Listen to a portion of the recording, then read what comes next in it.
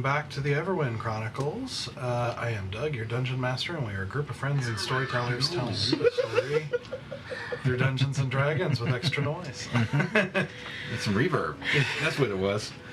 So, the party had made their way, they had successfully reestablished arms trade, arms smuggling operations from the desert country of El Raqqa, the tiefling city of Tiratha, to the rebellion in Lirindil, and were on their way back with a few members of the rebellion in Tiratha known as the Circle Breakers, a sort of slave rebellion, and who are going to be taking over those operations. And they made their way across the sea with a strange crew under Captain Othrin of the Last Voyage, who seemed to be a very, very creepy, off-putting worshiper of the goddess of death.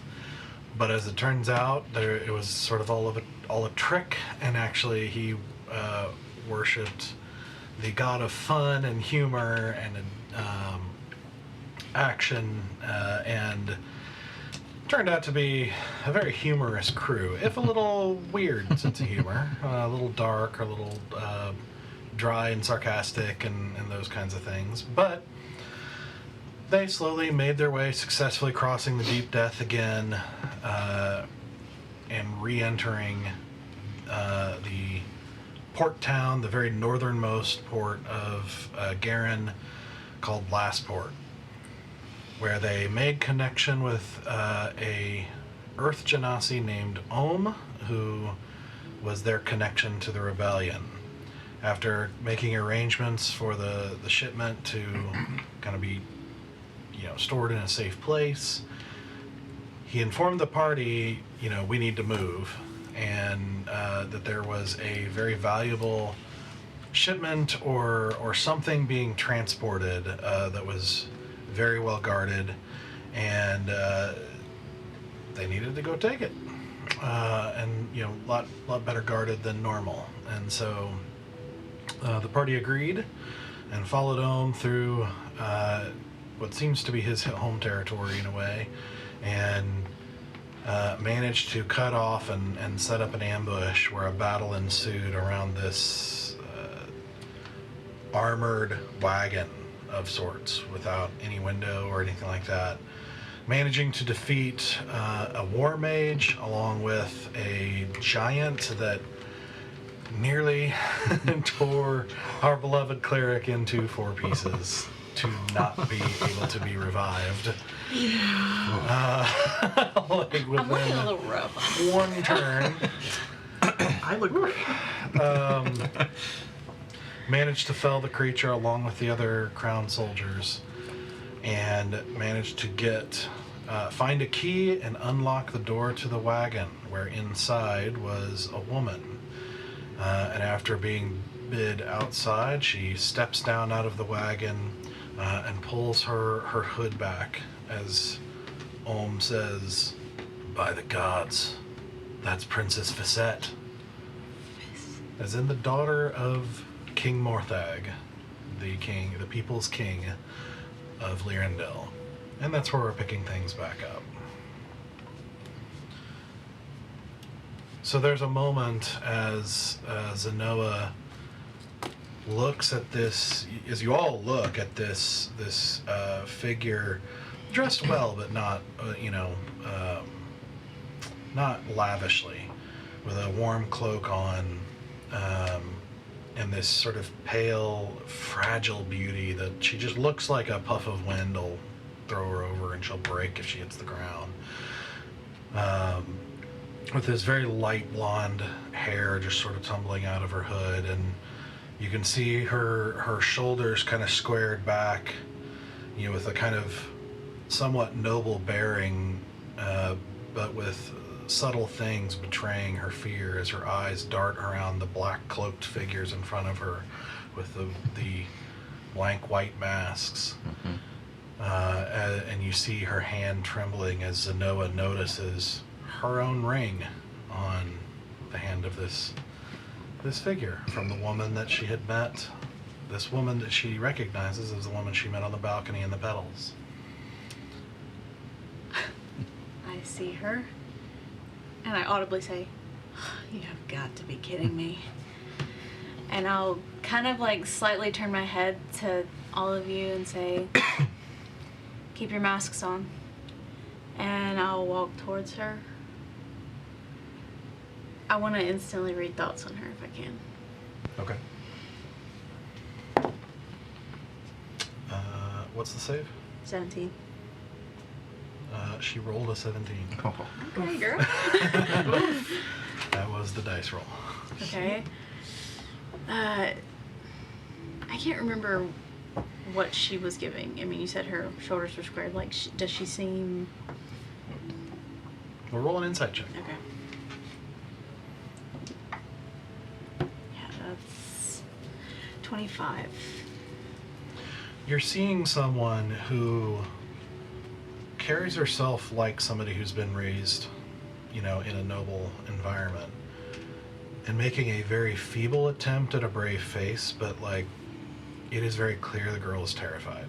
She is looking at what is the stuff of nightmares for any leadership of Lirindil. As Adris had explained, this figure that you guys are wearing at the moment is designed to strike terror in people's, especially the leadership's heart. And she's the daughter of the people's king, standing amidst defenseless against rebels. She's terrified. Yeah, I'll just walk up to her. It's okay. I'm gonna take my mask off. Oh. As you do, as you reach up to do that, Ohm says, "What are you doing?" I don't respond to him. I just do it. Okay. You take your mask off, and you see her kind of flinch a little bit as you reach your hands up, as she's not sure what you're doing. And you take your mask off, and the black goes away, and the mask, as you are now standing before her, as you normally are. And she just kind of looks at you with you can see the recognition and a little bit of confusion, and kind of a spread of a few different emotions. But Ohm says, "You idiot, you know better. What are you doing?" Shut up. And I'll just walk up to her. When you said you had dad issues. Got it. Hi.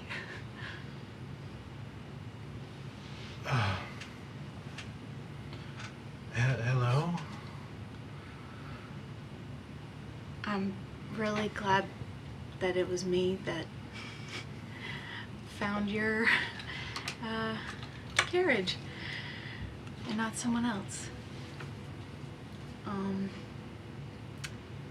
This is awkward.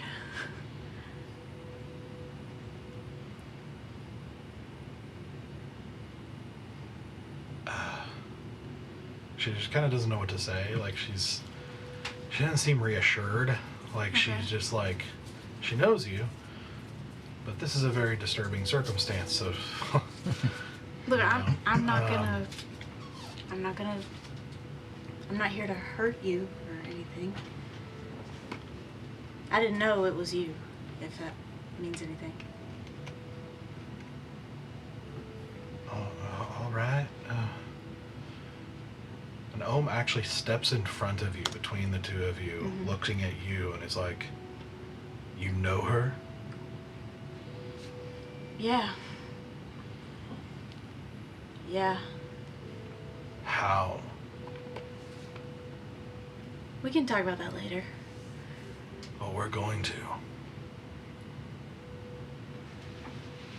While he's in between this, I'd like to sneak up behind her, because I've never met her. Mm-hmm. And I'm just say, "I'm very sorry about this," and I want to knock her unconscious. Okay. We'll make an unarmed attack roll. Can I get advantage because I stealthed over behind in the distraction? Sure.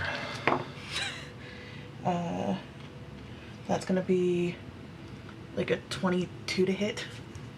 Okay. I'm specifically making it non-lethal, just to hit the kind of the nerve to like black her out. Yeah. Tell you what, I'll do it this way. Yeah.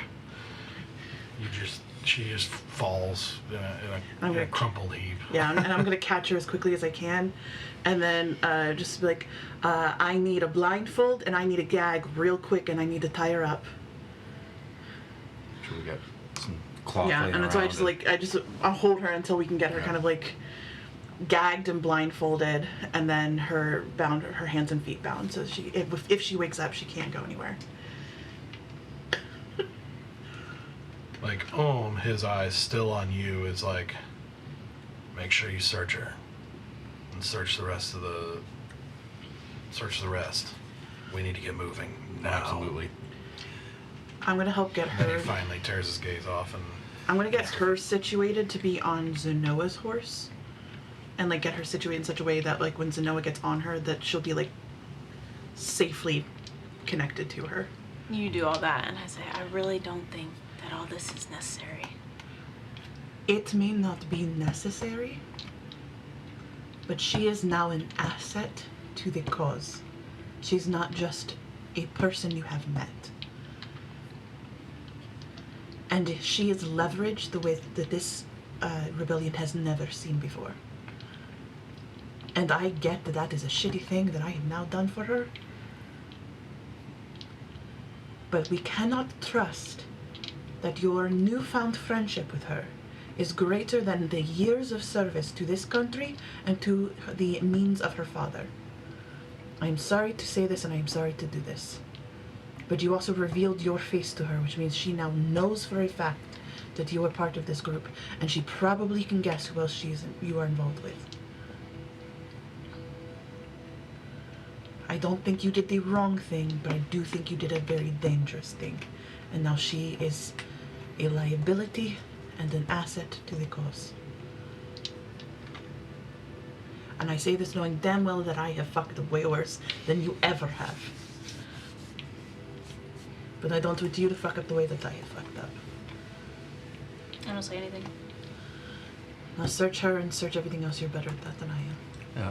I'm pretty sure I did the War Mage last week because that's how I got the key off them, right? Did I find anything else on them? Yeah, I rolled pretty high. Yeah, another spell book. Okay. You did find a few documents that just seemed to be official, that basically paperwork you would see carried with transporting a high noble like this, basically, just unique to Lirindil. He does have a potion of healing on him. Okay. And, a dagger. Like, the rest have kind of standard stuff. The two soldiers do have full plate armor on them, and then like spears, swords, shields, that sort of Are you thing. writing all that down? Hmm? You're writing all that down. Yep. Can I just try to recall the one time that I met her? She didn't cast any spells, or she just gave me something to help my drunkenness, right? But there was like no magic involved in anything that I saw her do, right? Not that you saw, no. Okay. And I'll search her. I'll help Okay. since I've been kind of dealing with her body. Okay. On her, you really don't find anything but your ring. She's got... I mean, I should have made you roll for it, but... she's unconscious, and you've got, well, it's fine. She doesn't even have like a weapon, like a dagger or anything like that. Like, she's just, she doesn't seem to have anything really. Like this kind of nice, long dress, with her kind of warm cloak and your ring. That's it. I will see the ring, and I'll just say a prayer to Ildris and say, please take care of her in all this. While they're all doing stuff, Stoke doesn't really know what to do with himself, so he wanders into the wagon and starts rummaging through all of her stuff. And now I'll do what a DM's supposed to do and make you do an investigation check. Somebody help Make me. guys Stoic got do some the free investigation. gear. Help him. Sure. It is 12. 12. Okay. Inside, you see it seems to be insulated, like it's warmer than it is outside. You know, you can see it's well lit with several sconces of lantern. You know, it's small, but it is like nicer travel than anything besides the Scorpion, of course, you know, that you've seen so far. You know, it's the one thing you do find with a 12 is you find like kind of this kind of small narrow area where, you know, like there's a cabinet. When you open it up, there's like foodstuffs and things of that nature. And you know, as you're looking through, just while they're doing everything else and just kind of idly looking through, because it doesn't seem like there's much. And you rolled with advantage, right? No. I can. Because you were Were helping. you You helping said me? to help him, right? Yeah, I can help. Then yeah. Nope. Oh. I'm gonna stick with the 12. Okay. I should let me do it.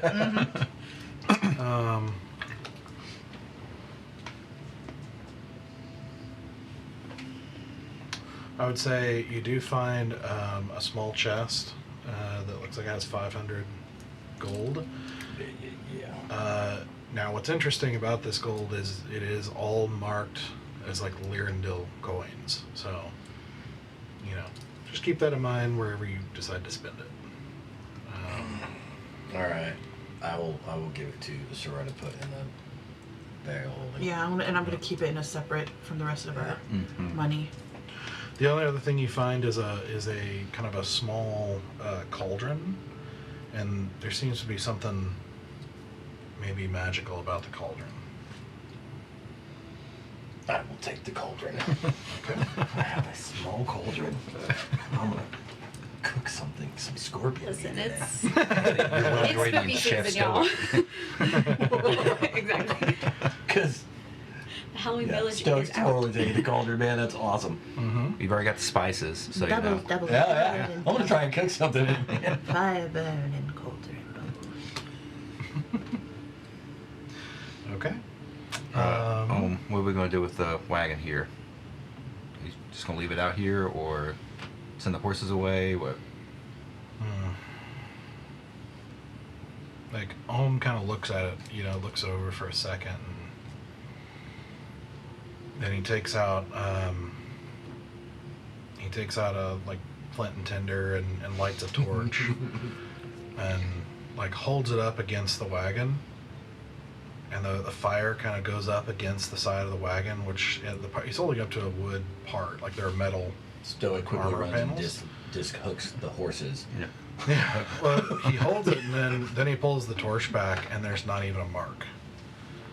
And he's like, "That's what I thought. It's protecting somehow, and we're gonna have to hide it." Okay. Like with the rebellion, or just out in the woods? It seems like something that could be useful, but I'm gonna touch the side of the wagon and cast Dispel Magic, 4th level. Yes. Oh, okay. Nice. Okay. Let's see. Burn, baby, burn. mm-hmm. Okay, roll a d20 for me. Should have did it higher. Damn, that's some high magic. There. Yeah. Mm-hmm. What is the adder? So I believe it is your. Okay, the DC is. Then your spell And you modifier. cast it 4th or higher. Right. Okay. So it is, I believe, your. Sorry, I'm reading the spell. Spellcasting ability. My modifier thing? Yeah. Okay. 14. Okay. So as you cast it and dispel it, nothing seems to happen. It's high level stuff. Yep. I'm gonna put my hand on it and sink a lot of magic into it and cast it at 5th level. Okay. Roll another d20. Oh my god! Shoot! That thing is up there. Uh-huh. Okay. 20. That's better. With that, you can feel the magic dissipate. Oh my god. Visibly, nothing seems to happen, but you know it worked. There's like this frustration of duty that she just always ends up doing, like her whole Mhm. life, and she really just wanted to make a friend with somebody, so she's having a hard time.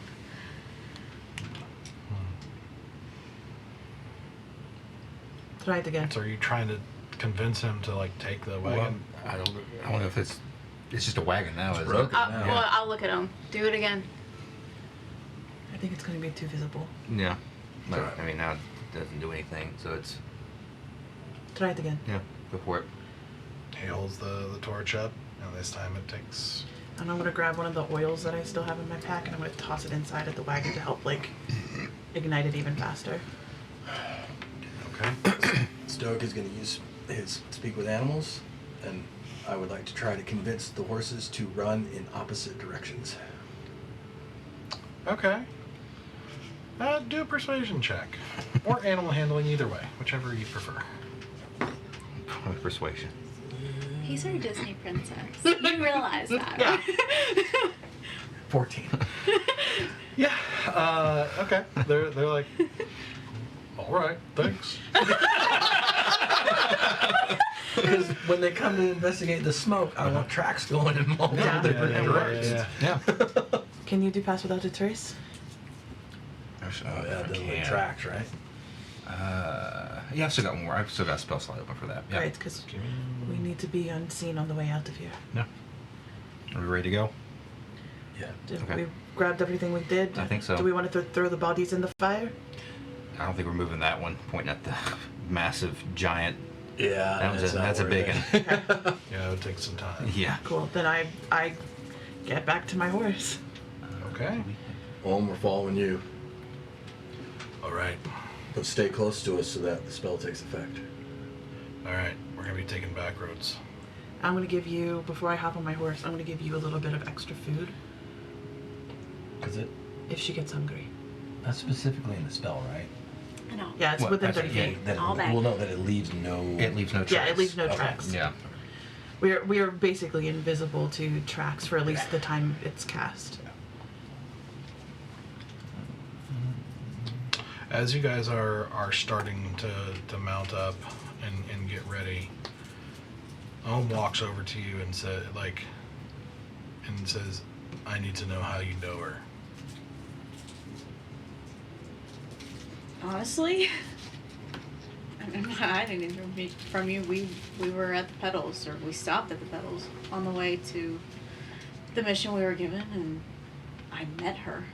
I don't think she went under.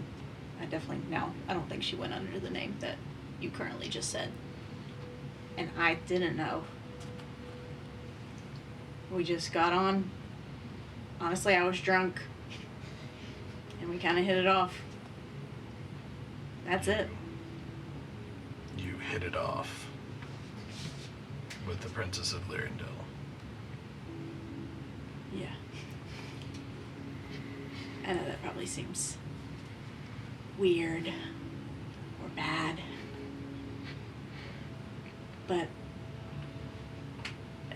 how was I to know? I didn't, It seems like fraternizing with the enemy. Well, it seemed to me she was having problems with her father. And I personally know something about that, so we hit it off. Her having problems with her father, I don't know what that means, but I guess we'll figure it out when she comes to. So Roll a persuasion check for 14. He kind of holds your gaze for a second, and you see a lot of suspicion. And he's just like, I'm keeping an eye on you. We'll let Idris decide. Mount up. So you guys get your horses together back from where you left them and load up and take off, moving at a higher pace. He seems to be prioritizing speed and like different routes over stealth. Moving, sometimes cutting through what seems a little more than, animal trails through certain forests and things like that. Sometimes connecting with older or like what looks like side roads between farms or villages and the kind of rocky hills of Garen. So this is going to be not a short journey. So this is probably going to take a little over a week, depending on a couple of factors, to get to where the camp currently is. So, is there anything you guys would like to accomplish sooner, or immediately, or on the way? On our journey, I want to figure out how to make a sedative tea to keep her, chilled the fuck out, if it's possible. And I might ask you to ask. Roll for chloroform? Yeah, pretty much. I do eventually want to have chloroform. I'm not gonna lie, I do eventually want to have chloroform in my kit. But I might ask you to ping Empress and ask her what plants to look out for that are a natural sedative in this part of the world. Yeah, I'll do that. And just see if I can make some sort of temporary sedative tea just to keep her as not fighting us as possible. Okay. Okay, so you contact Lady Empress. And she says, well, I'm afraid anything I'd be able to give you would probably keep her asleep quite a bit longer than you want. I'd like to keep her alive. That would be the goal. Well, I'm afraid that sort of thing is not really my speciality. Oh, that's fine, but you don't know of any kind of herb that works as a sedative, works as something that keeps people. Oh, I don't know. I mean, I did hear about, I did hear a healer talk about it one time, but it was more that he was bragging because it's apparently difficult. He was bragging about how difficult it was to keep them asleep without killing them. Ah. Apparently it's difficult to do over a long period of time. We don't need to keep her asleep. We just need to keep her docile. Oh, well, yes, there's a lovely thing called alcohol.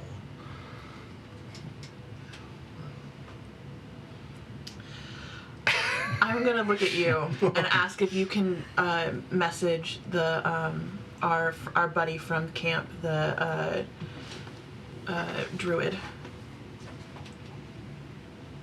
Sabu? Your friend, Sabu?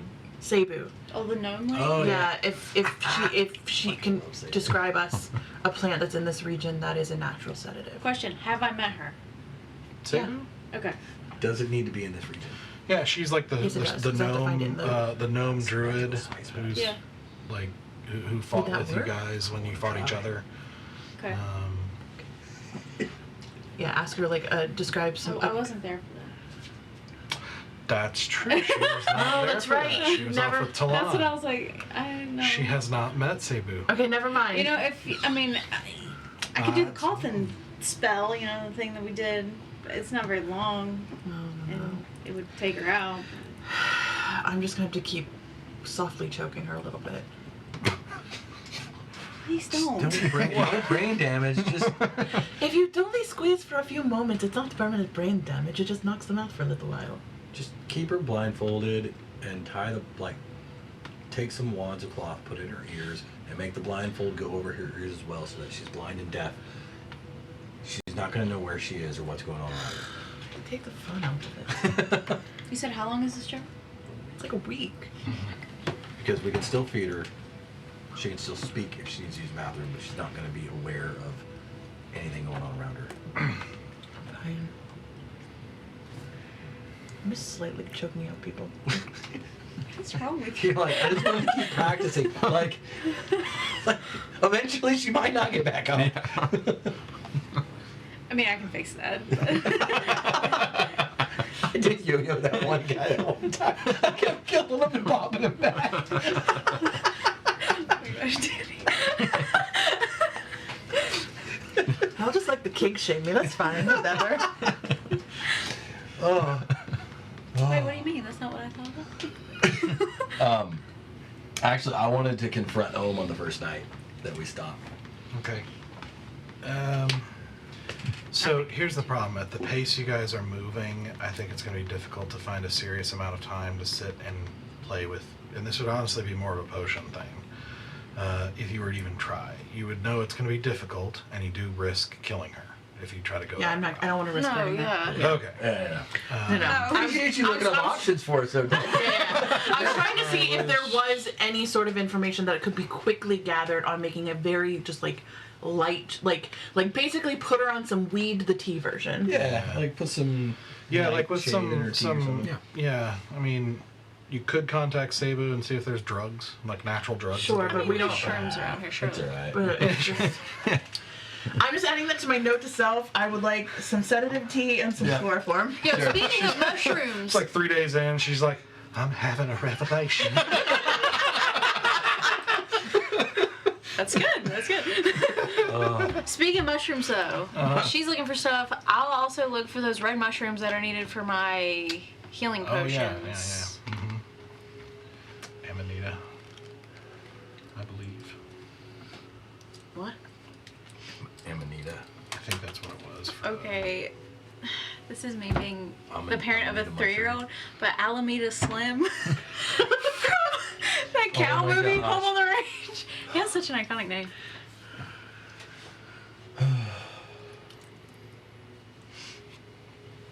I'm definitely asking your mentor about chloroform.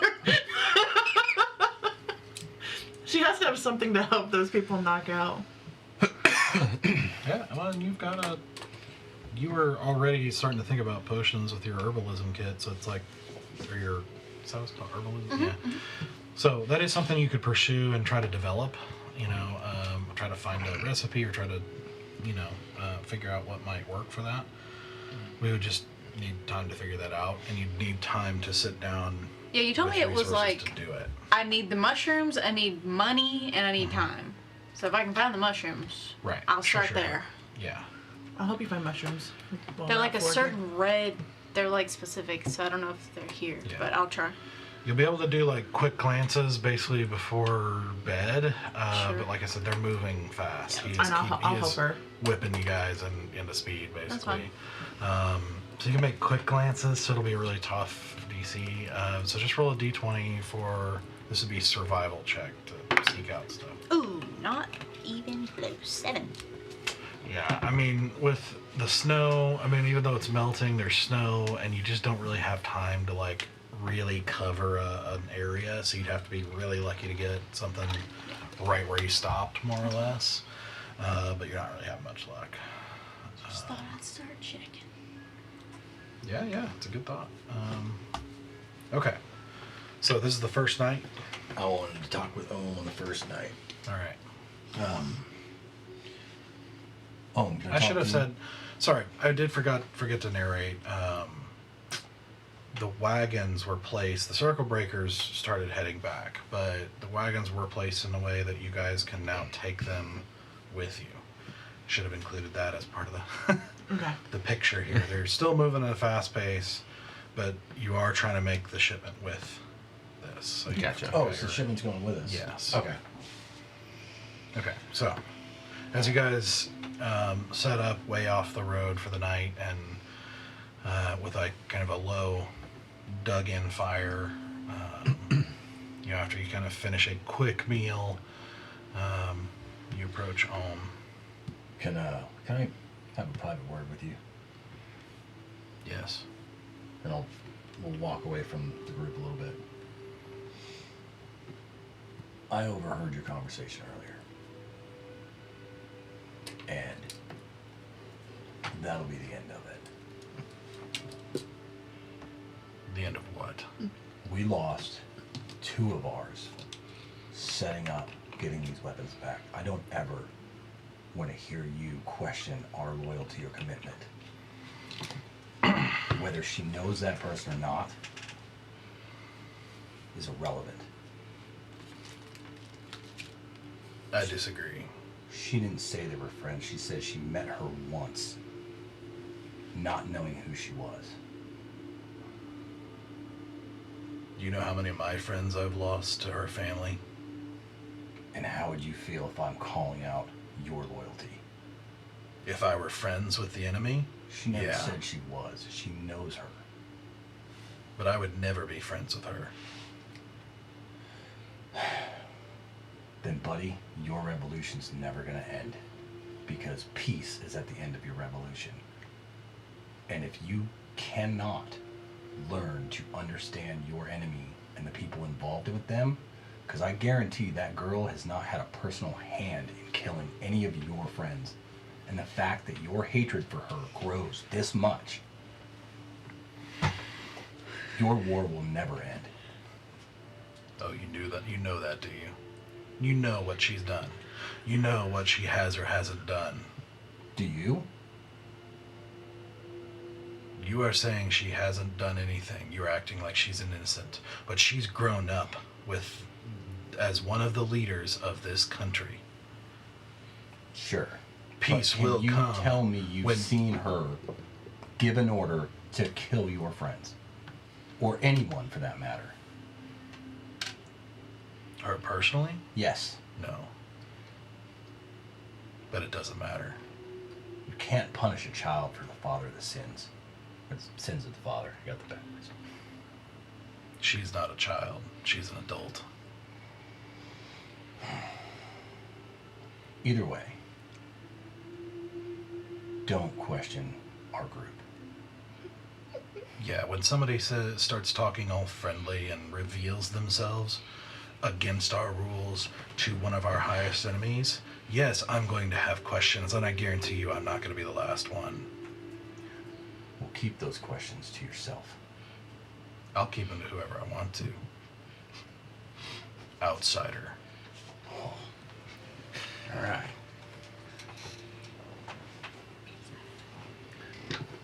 I don't swing at him because I'm getting better at this. You ready to throw? You ready to throw down? But I do walk away without a word. You just hear him say as you walk away, peace will come when evil people like her are dead. And he turns around and walks. It's all right. We'll have our moment. after everything's Yeah, done. right now is not the time. Yeah. He's growing. He's learning.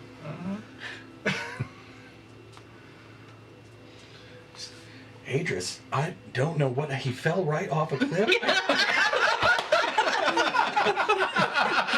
I told him to watch where he was going. It just woke up and there was a sword impaled in And it. Earth Genasi falls off the cliff.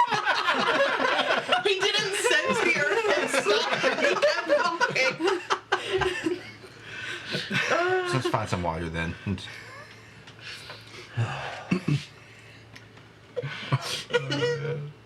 I will say, at least because I know that I don't have like the privilege of just like getting up for morning runs and things like that, I'm just like getting in like the weirdest workouts where and when I can. You just see me like in a corner just doing a couple of quick push-ups. I'm stirring the food. I'm doing a couple more push-ups. Make sure you're like strapping your feet to the saddle and like Like, doing yeah.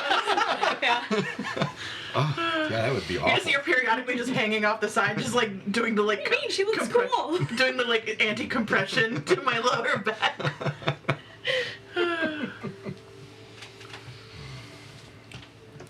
Sarah's gonna get buff. Mm-hmm. That's her Yeah, new girl. goal. She's gonna get buff with her no strength. Lean muscle. Yeah. Just lean muscle. Yeah. Okay. Springy. Ropey, as they say. Ropey. Yeah. Sounds gross for some reason. Yeah. Tastes ropey.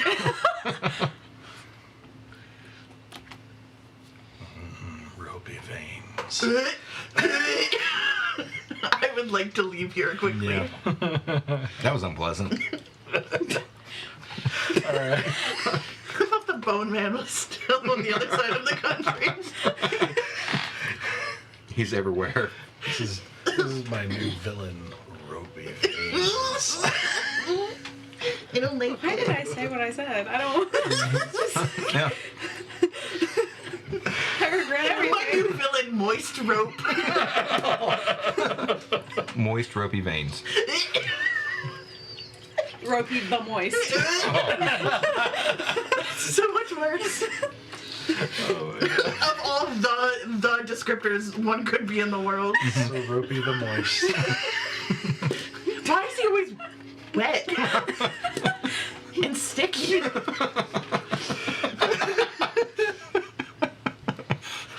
We're off the rails now. I'm sorry. I'm so sorry. I'm so sorry. All right. So. Traveling. Yep. Back to throwing the sky off a cliff. Yeah. So you go your separate ways here. Yeah. After that little confrontation. And it kind of kind of hits you a little bit more. Like, as much time as you spent with them, and you've heard, like, how they feel about the leadership of Lirindil, but it's, like, confronted with, like, staring one in the face and seeing their just hatred and pain. It's like, it just kind of hits you, like how strong the emotions are.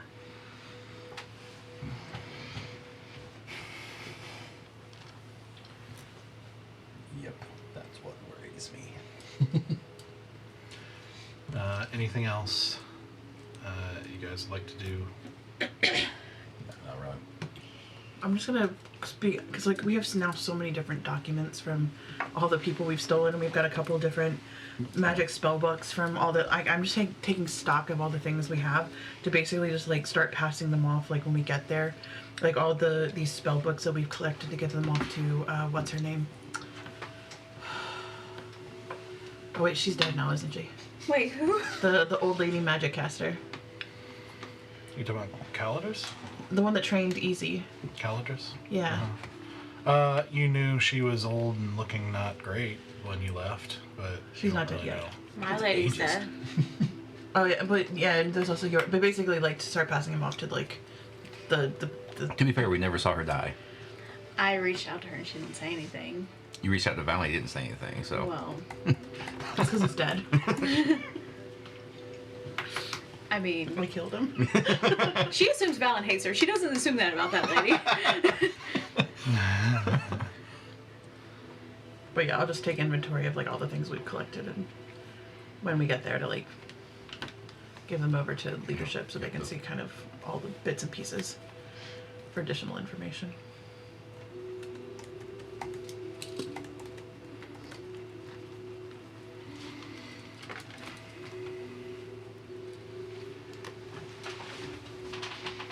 Okay.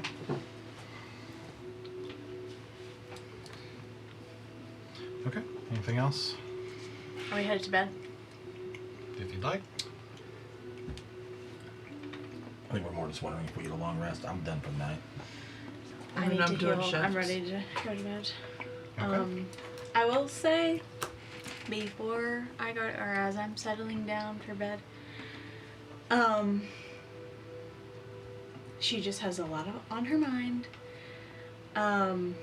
Here recently, kind of meant to do this before, and now this has happened with her friend, but she's just been wrestling a lot with what she wants her future to look like. And like she knows that all of her friends are very sure, well, not necessarily Sarek, but Easy and Bear were, and Asura and Stoic were very sure of their place in all of this and their alignment, I guess, with the Eldrin. And she's just been thinking about it a lot because they've asked her, you don't have to give your answer now, but we need to know. And I think she's just getting ready for bed and thinking on how she wants that. She wants to be sure like them, but as time goes on, she's growing more and more afraid of what it would mean for her to stay with them. And she's thinking on the moment that she laid everything out on the table with them. And basically, one of the moments that stuck out to her in that conversation was when the group told her that, like, essentially, in so many words, told her that the threat of her brother's return was basically nothing compared to, like, Asura's hunters. And she's been having a hard time with that. And, as she lays down for bed, she's gonna start crying quietly and thinking, well, they're probably right. It's probably nothing if we're comparing. And she just grabs her scythe off her back and lays it down next to her and literally like hugs the hilt of it and tries to go to sleep.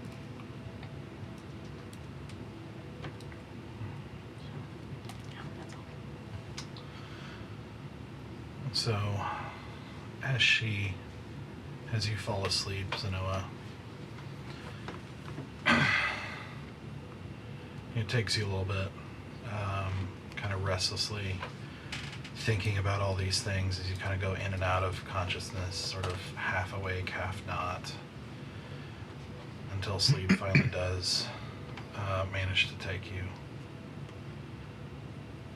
And your eyes open again as you see Bear, Easy, Stoic, Asura, and Sarek mutilated, strung up in front of you. You can't help but wince and turn your face away. But as you do, there's a sourceless voice that seems to tremble in your chest, and just a voice that has been such a force in your life say, "Don't ever turn your face away from me." You open your eyes again, finding yourself in a very familiar, shadowy, pitch black space. You see a little bit of light in front of you as your father is looming over you. Your older brother, Ardashir, is standing at his side. And this is where dream and memory are crossing paths, as you, no more than about 8 years old or so, wrists and ankles bound. You see your father pull a blade, a familiar blade, from his belt and hand it to Ardashir, who takes it and kind of stares down at it with kind of wide eyes. And you hear yourself as you're shaking and with bound hands, crying and saying, just begging, "Please, Daddy, I promise I'll do better." But Stuldurn, your father, pays no attention as he looks only at his son and says, "Do not be afraid, son. Take whatever blood is necessary." And he turns and closes the door behind him with a flick of the wrist.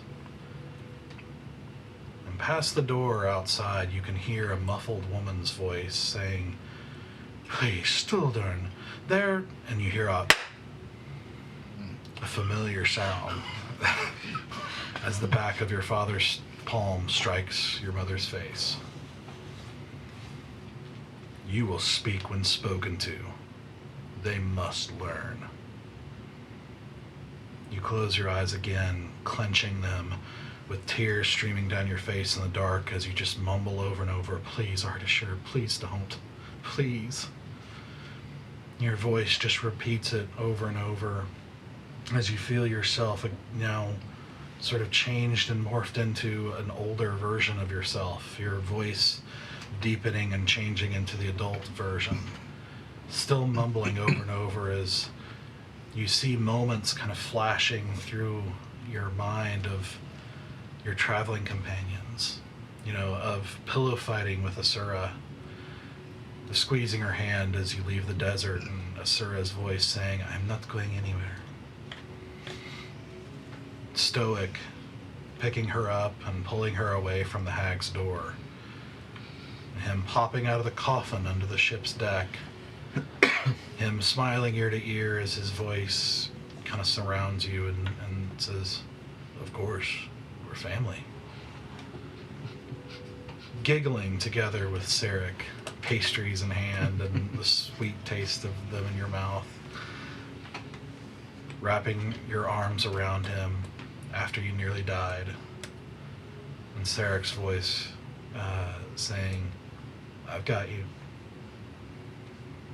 And still, through this, you hear your own voice begging Artishur, please, please don't. As you look up from these scenes, and above them all, almost superimposed with that mutilated body of each of your companions, you see your brother Artishur looking down with knife in hand at your companions as you continue to beg him, and your father's voice again says, take whatever blood is necessary. And you wake, your eyes snap open, drenched in sweat, panting, and you just think to yourself,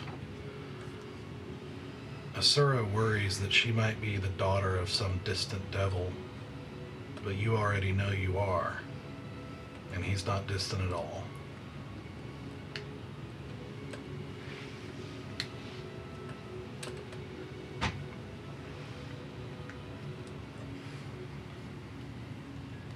So the night passes.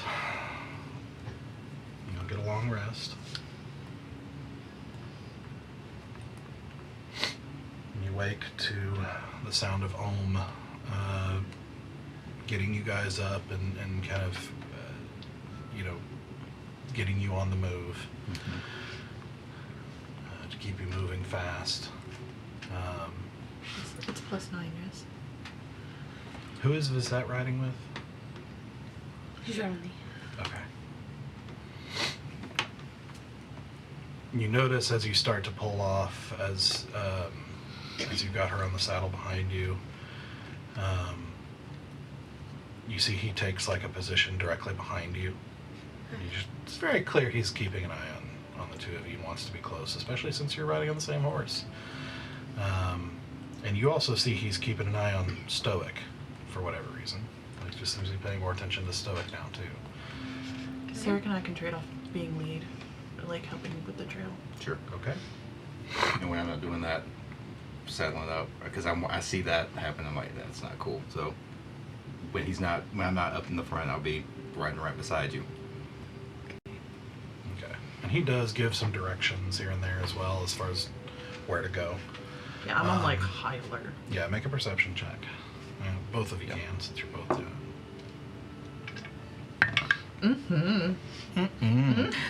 11. That is going to be a 30. Oh. Okay. That anxiety's paying off. Listen, I took alert as like the very first thing I ever did. Yep. Okay. I'll say Ohm also has basically taken a sack, like a bag, and put it over Visette's head. So and unbinds her feet so that she can be on the saddle, but also basically growls a warning to her not to run or try anything. Her hand's still bound. As you guys make your way across at a pretty fast pace through the countryside of where you can see places where snow is starting to melt and create a little bit of mud here and there.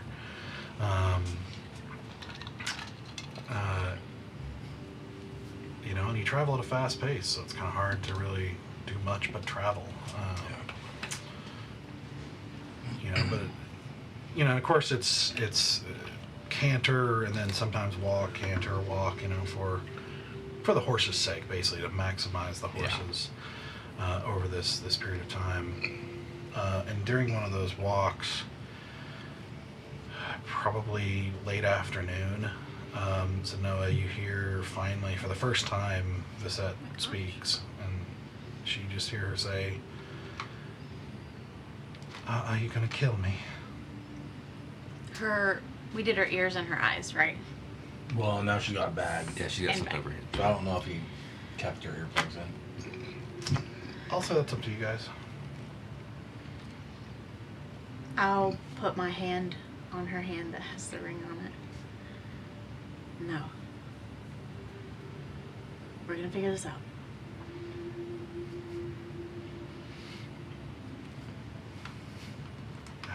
I don't know if we can.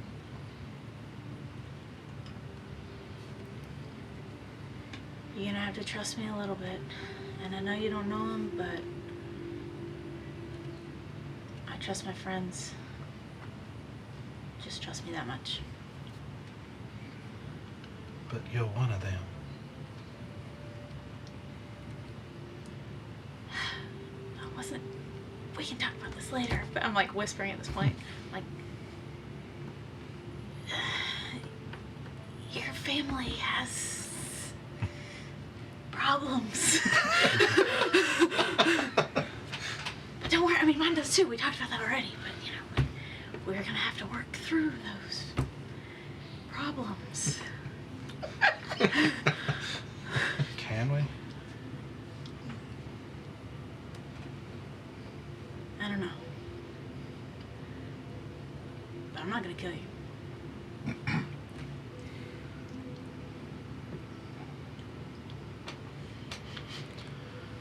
All right. I'll just keep holding her hand. I'll let go. Okay. I like that you made sure to say I and not we. Yeah. Yeah. I'm not going to kill Yeah. you. That's all I know. Key distinction. Roll a persuasion check for me too. With all that. Okay. 24. Okay. Okay. Yeah. We are pen pals. Like, we're vibing. All right. Even with the bag over your head, we're vibing.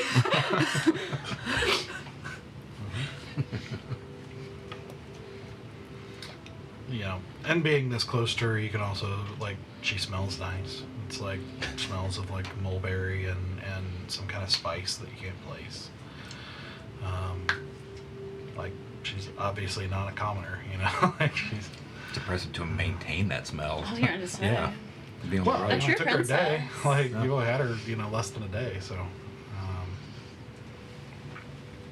But, high quality fragrances. Yeah. no, that obviously fades as she's wearing the same clothes, progressing the same, can't really do much or do anything to clean herself or anything like that for the duration of this travel. And you continue on through your journey, stopping really only to water horses or stopping for the night just long enough to set up the barest of camps to sleep for the minimal amount and then take off again. I do rotate our 2 cleaning orbs so that way we don't stink like death when we go up in a week. Okay. So I rotate so every night 2 people get clean, so Okay. By the end of it, it's like you're only going like 1 or 2 days without cleaning between orb usage. Also, I would just like to point out that any sort of interaction that anyone has with her on this trip, I'm not pushing back against. Like, Okay. just in hopes of, not, I don't know. I'm not trying to be. I'm going along with it. I'm good with it. I want him to understand that. Okay. My conversations are only touch this and this will clean you up.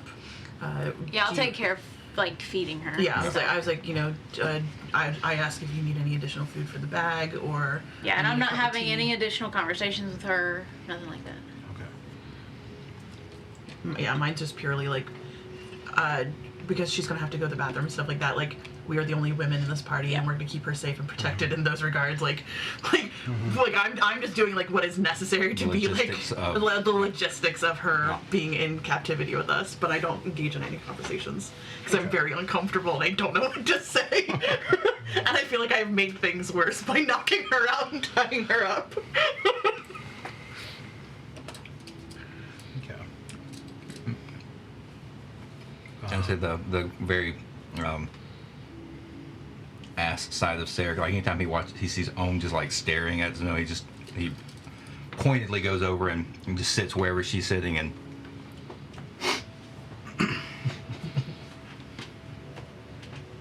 Okay. Doesn't say anything. Doesn't even really look at him. Just kind of.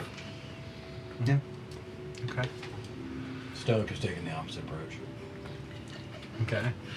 Like, he just makes sure he sticks in his blind spot. Okay. Like, whenever Ohm he- doesn't have a blind spot for you. Yeah. Yeah. He is watching both of you pretty closely. That's what I mean. But you can't He's watch not both like at the being same time. overtly like Yeah. hostile. He's just But Sarah he gets. just doesn't trust. Oh, absolutely. And I'm not being overtly hostile. I'm just making sure he's gonna have to do this every time he wants to look at me. Flank and spank. I'm just kind of watching all of this. Like, I'm just, very intentionally. and I'm making sure that I am the least observed out of all of us by being the most like matter of fact that I am just business, so that I am not being watched in the same capacity, Gotcha. so that I can observe uninterrupted. So we're basically all taking our characters' typical approaches to things. Sarah's like, no, pay attention to me so that you leave everybody else alone. You're like, just ignore me altogether. Stoic, be a nuisance. Uh-huh. Yep. Asura, you don't even know I'm here.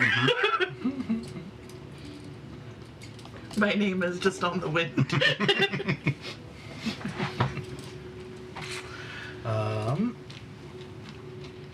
I did.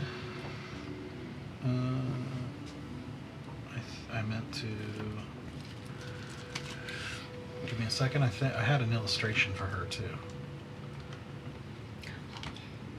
Don't ask me what I'm doing. I thought you were going fishing. Sure. Sometimes I just let the impulse just do what it's gonna do. If I have a desire to move my body, it happens.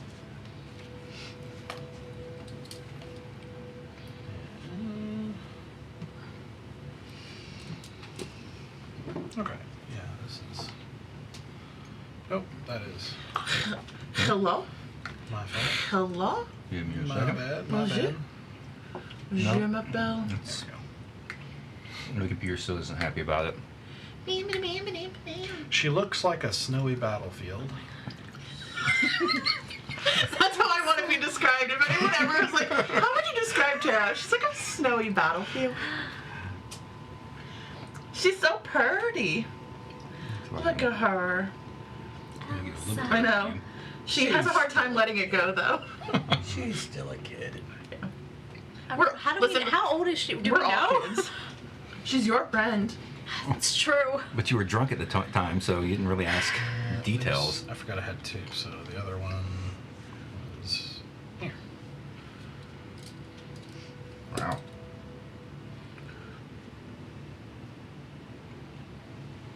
Yep. Very pretty. These are the people that I say no to if they ask me if I want to join their bridal parties. I mean, that's how she looked before the bag in a week. True. These are not the weddings I go to. Is there a Sephora on the way? No. Be nice. please. Could be that. So, you guys continue crawling across the, and losing track of where you are for sure. He's taken a very windy path. It's not like you're very familiar with the country anyway. Yeah. You've traveled through Garen once, but mainly on main roads. And he is definitely avoiding a lot of that.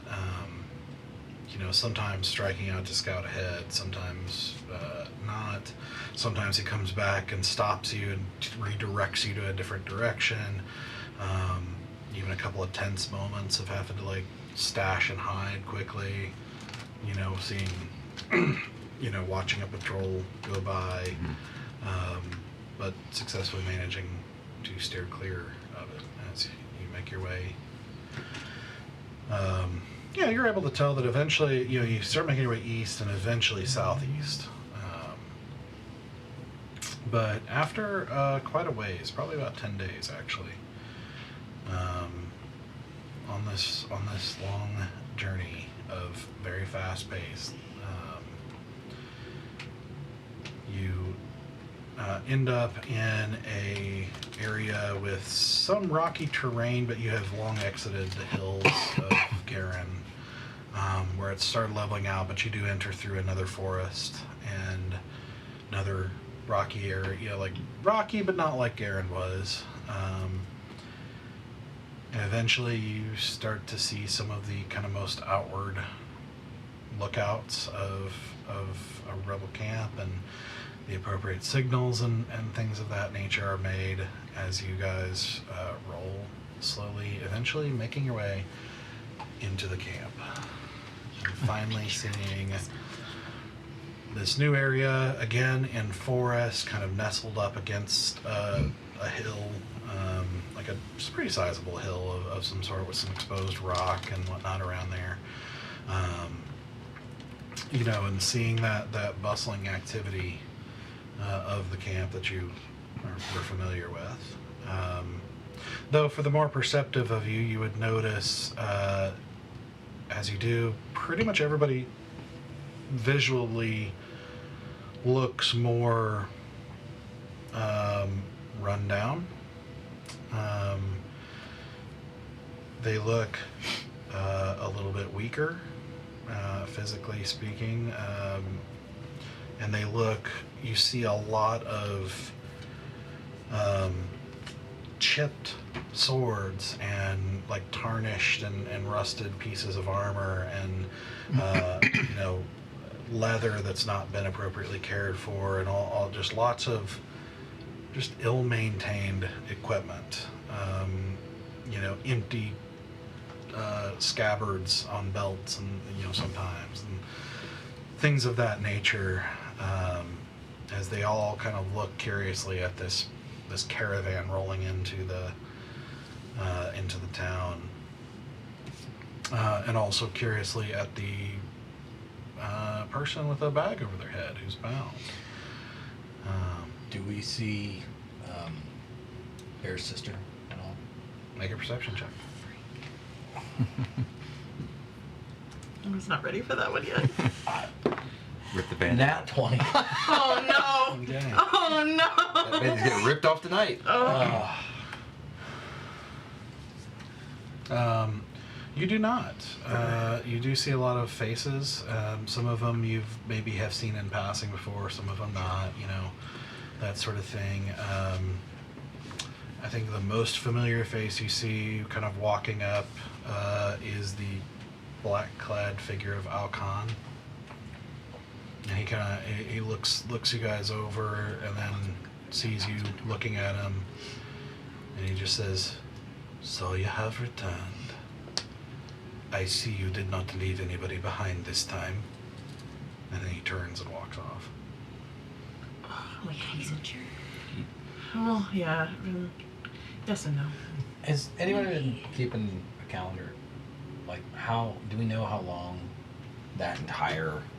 Because it took us a week just to get from the beach to here, and the boat ride was there and back. Like 2 weeks. I'm just wondering. We're probably gone 2 months or something. That's what I'm trying to figure out. How long? It's been a long time. maybe 3 months. Yeah, that's why I was like, Because we were in Taratha for a minute. all right, I will be the person. I will start keeping a calendar because like I'm always interested in that stuff. Like I don't know how long we've all been together. Or like Mm-hmm. We've been together for about a year. Yeah. Unless I'm forgetting something, it should be around 67 days. 67 That's days. a little 2 months. So Yeah. 2 months and a week. Yeah, some change. Give or take. No, it'd be more like 70 because I forgot about the pedals day. So 7 days. Yeah. So like 2 months to 10 days. yeah, a little shy of 2.5 months. Mm-hmm. But he doesn't seem, interestingly, he doesn't seem surprised that there's Easy and Barrett out there. But you did tell Andres. So So you would not be surprised if the men, those someone like him knows at least.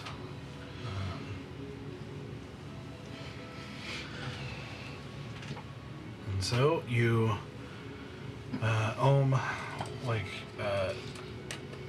meet briefly with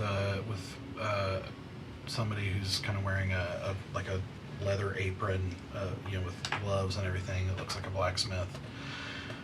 And you can see clear relief and excitement on their face as he relays this to him, and then he nods to you guys to come, and you follow him along, escorting her, and he says, "Keep the bag on." I want to make sure that the daggers, the shields, the additional plate armor that we found from that group is with all the inventory for the swords. Okay. So that the blacksmith can do what they need to do for Okay. Good to know. upkeep in that regard. If they need Okay. to smelt that metal into anything else.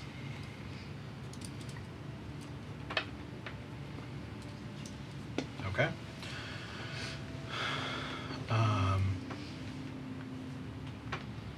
So, you guys make your way through the camp again, and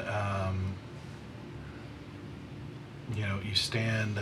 You make your way towards a familiar, larger tent that Adris uses for meetings and command, basically. Though it occurs to you, you've never seen any kind of sleeping stuff there, so you have no idea where he stays. But that's where you always find him. And as you're told to wait for a few minutes outside.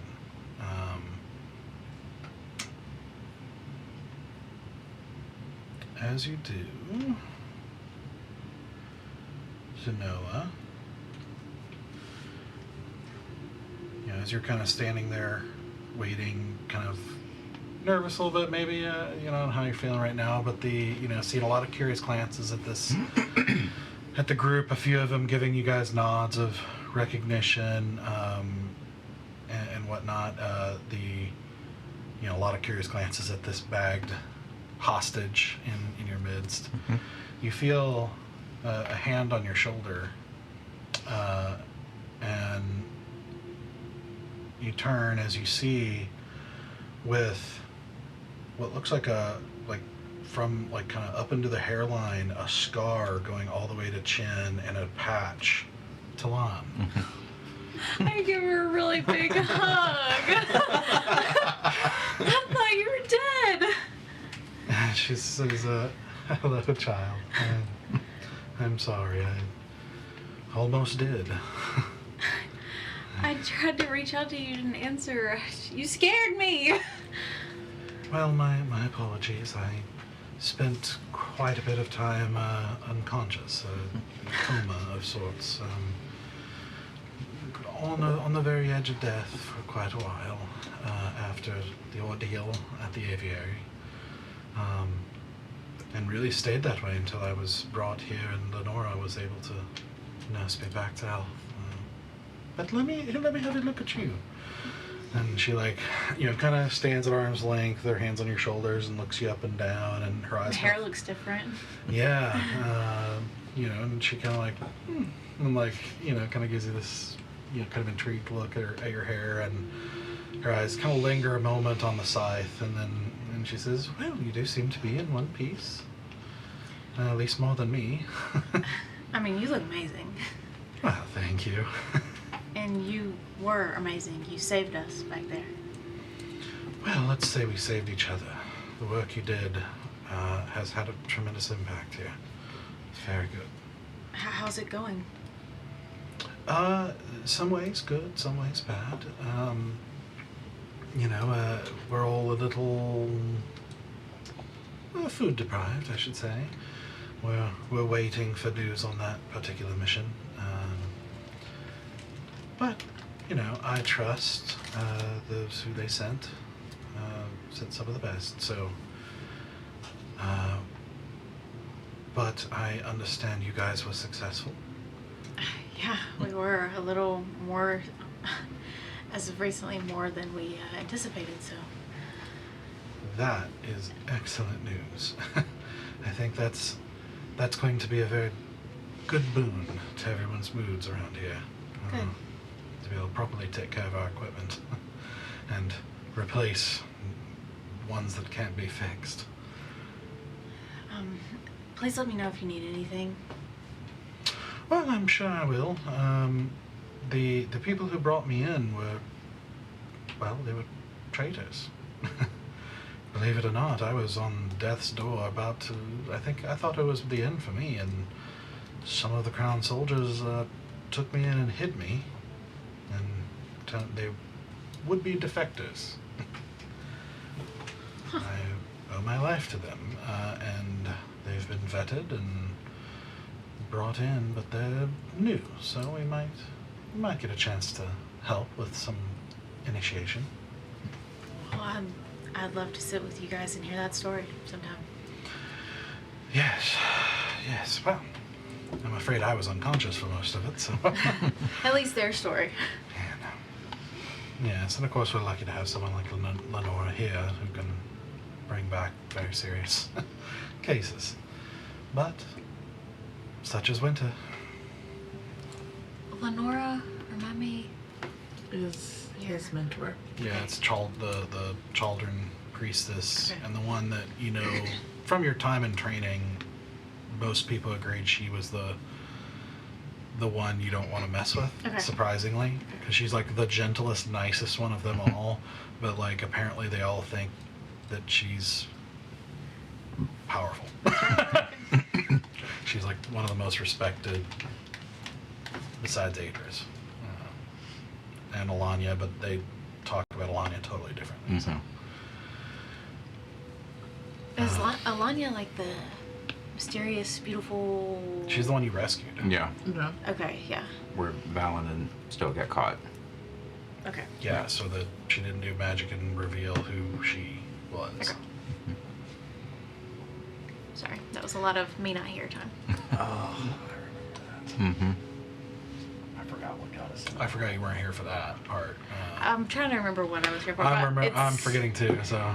It's very close to what I don't Yeah. remember. Okay, so yeah, you weren't there for that, but you would know about it. Sure. That's the lady. Wasn't that I think I like saw the fight, but was it like a dark firefight and she was there, the Alanya lady? Yeah, she was With standing the there. weird guy? Yeah, yeah, I was yeah. not there for that. Okay. Yeah, Yeah, with the creepy dude. Okay, yeah. Ethlyn. Yeah, that's when Stoic and Valen were left behind and Yeah, okay. got taken. Got it. So both of you got taken, but one got released. Yeah. All right. And she says, and, she kind of like looks curiously at the kind of black bagged figure, and says, but knows you're standing at Adris's door, and she says, "Well, we'll catch up." You're not joining us for the debrief? Well, not normally. Okay. I suppose I could, but it's not my mission. Okay. All right. It's good to see you, dear. It's good to see you too.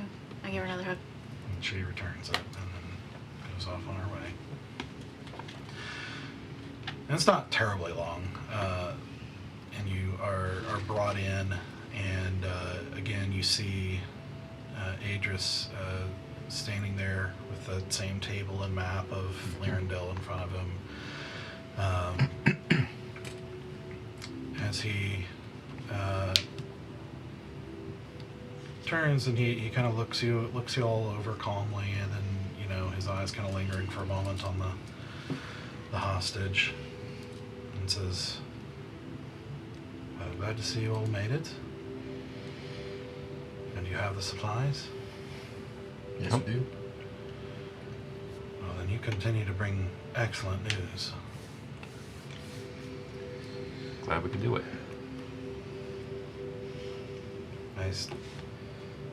I mean it when I say that's a big deal.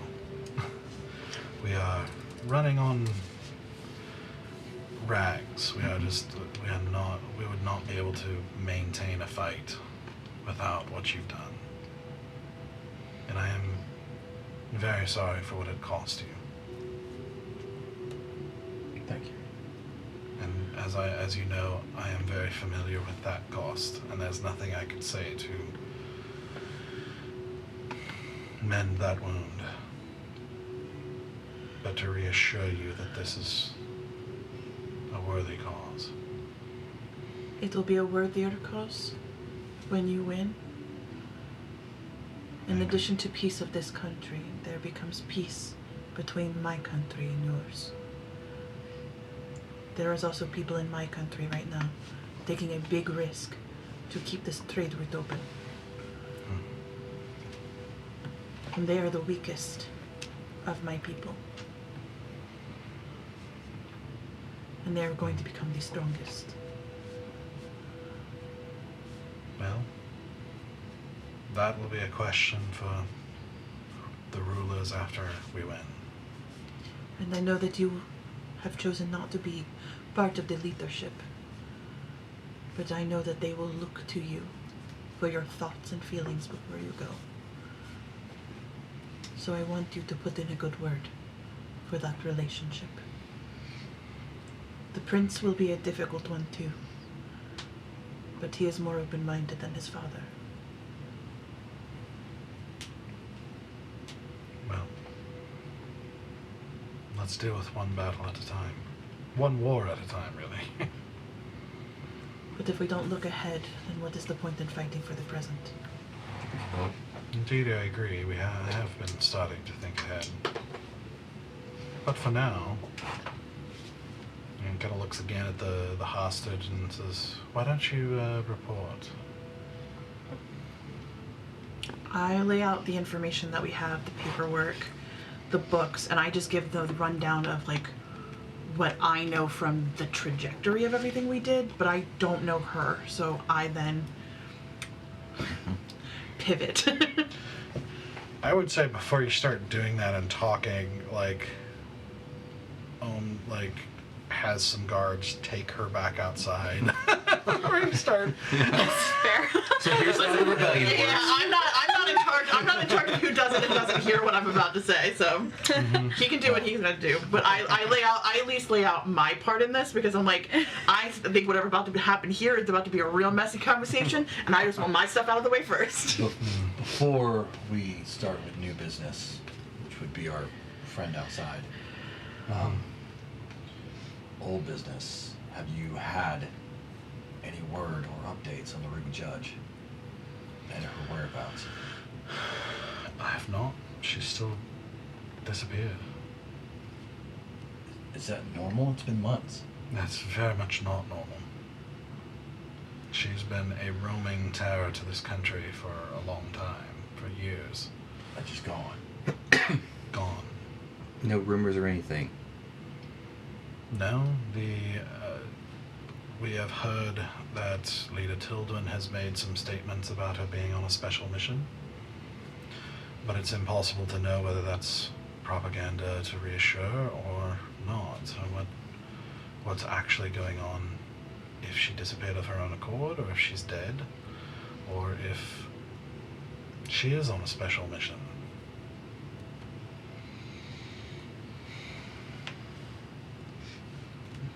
Would that I knew. I would rest much easier if she was dead. Have we had any victories or losses since we've been gone? Both. But we have, I would say, gained ground. It's been hard without proper equipment supplies, and hard without proper food supplies, as many of the food supplies we had in country are being cut off slowly, and any food supplies we had from out of the country were also in disruption, but I'm hoping for good news on that front soon. I would say one of the biggest advantages that we have now is thanks to you and the work you did with the aviary. We have been working tirelessly to develop these bloodhawks and send them throughout the country to safe houses and camps and such throughout the nation, which has allowed a coordination level that we have never had before. Allows us to coordinate strikes, to send warnings, to communicate in a much faster manner than I ever dreamed of. And the destruction of the aviary has crippled the Crown's ability to react and to communicate. It's slowed them down and broken them up a little bit in terms of communication, which has made it better and easier for us to lower our casualties and strike more strategically. It's hopeful. Sounds really good. You have no idea. Well, perhaps you do, but...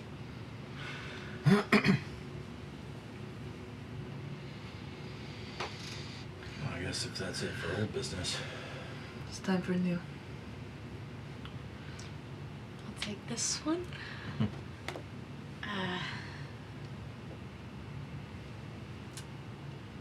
So we, with came upon a shipment, and yeah, it's the princess, the one with the bag on her head. The princess. People's crown. Princess Visette is outside this tent. You're welcome.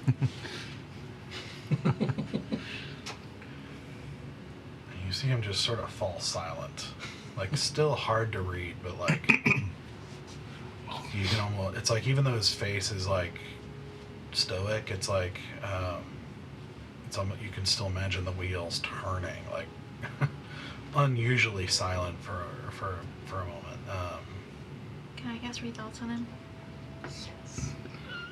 Okay. My friend. Okay. I feel like he's gonna be a tough nut to crack. So Yeah, I really hope you do. I hope so too. Okay, let me check something. 17.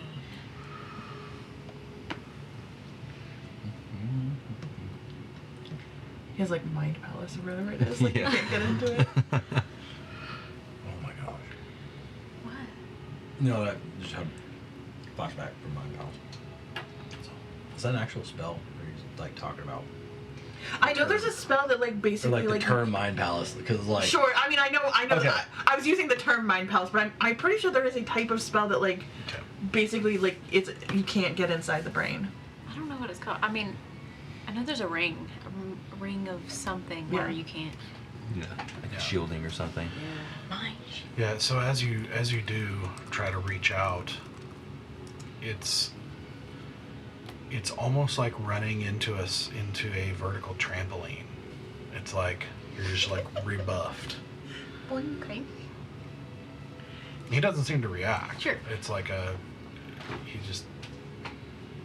But as you're doing that, Om says, "You need to know. She knows the princess," like nodding at you.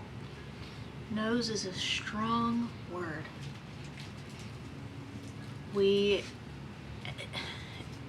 And I'm being perfectly honest. Honestly, if we want to use magic later to get her to tell the truth, you can use it on me too. I don't care. But as I told on our way to do this mission, we stopped in the Petals. I got drunk one night, and honestly, that's new for me. And I'm learning it's actually really easy to be friendly with people when you're drunk. And I met her. And she's, I don't know, it's a nice conversation. But I didn't know who she was.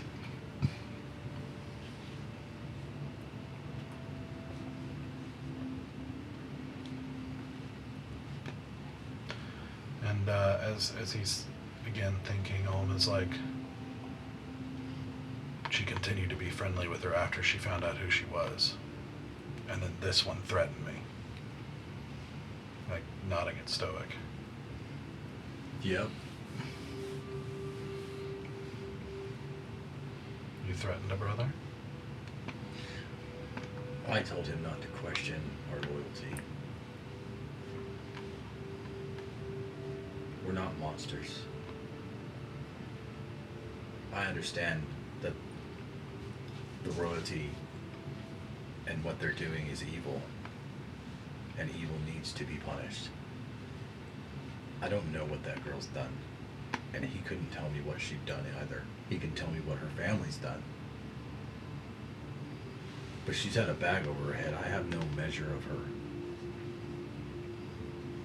And the fact that he thinks that one of ours may be a traitor for not instantly wanting to kill her kind of rubs me the wrong way. Yeah, Ohm starts to say, yeah, well, being friendly with evil is the same thing as, and he stops as Adris just kind of holds up a hand and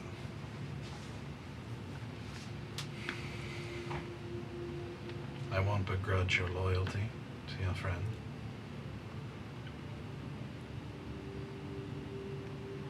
But we are all brothers and sisters in this cause. We don't threaten each other. I agree. Which is why I had to speak to him for threatening mine. Did he threaten you?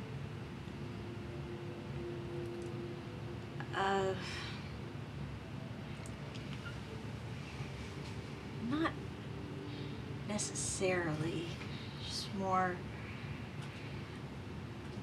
questioning my loyalty. But, I mean, like Stoic said, I've been to the hells and back for this rebellion. Literally. Basically. Tira does not help. Yeah. Hot ass. I don't know if you've been there. It's kind of terrible. To the hells? Yes. No. Huh? Damn. Wait, what? I just put a. I'm I can't Yeah, get put that. a pin in that one. Put a pin in that one. Anyways, we've been through a lot for this rebellion, and so I'm in. I'm not. You don't have to question me, question Stoic. All right.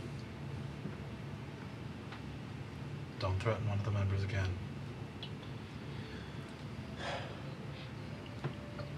He says it so calmly, but you know. Yeah. Yeah. I understand. And I know you understand where I'm at as well. I want you to be loyal and protective. That's a good thing. But don't do it at the cost of other people you should be protecting and being loyal to. Whether you like them or not. Understood.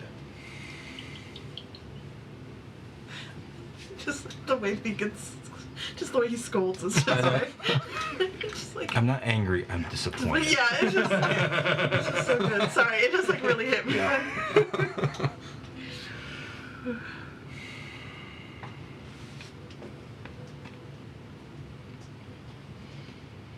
Where are you standing? Are you next to me? No, I want to be close enough to Ohm to be intimidating. So like, even in this, I'm just like, he's Okay. seething on the inside. Like, he's growing up. He's Mhm. just kind of holding back. Any blood dripping out of your mouth right now from biting your tongue so hard? A little bit. Yeah. A little bit.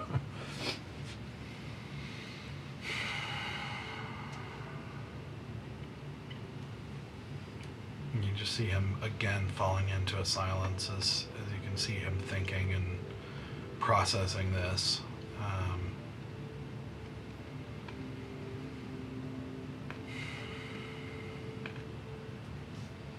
All right.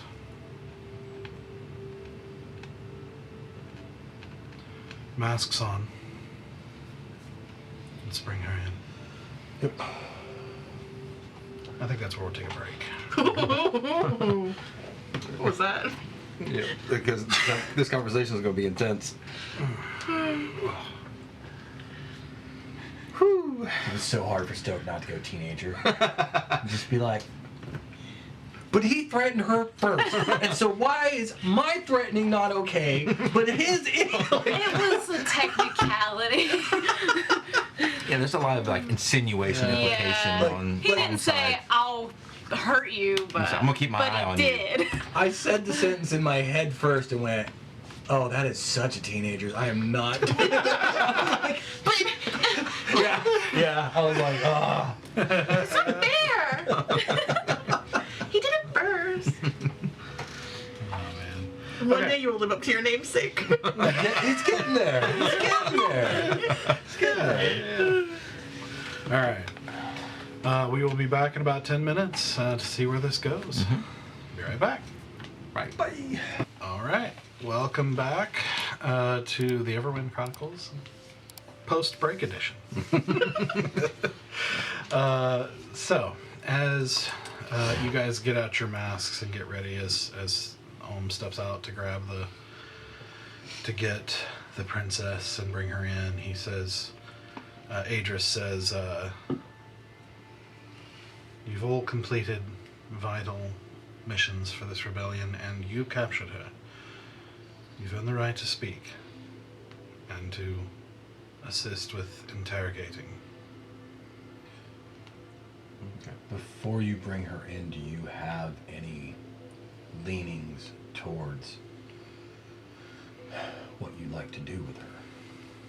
Whether it be ransom or information or what? Because that could guide the conversation. I'm not sure yet. Is she aware of what her family is doing in this country? Is she part of the decision-making body? It's hard to know. Then would you like a form of questioning to include the things that her family has done?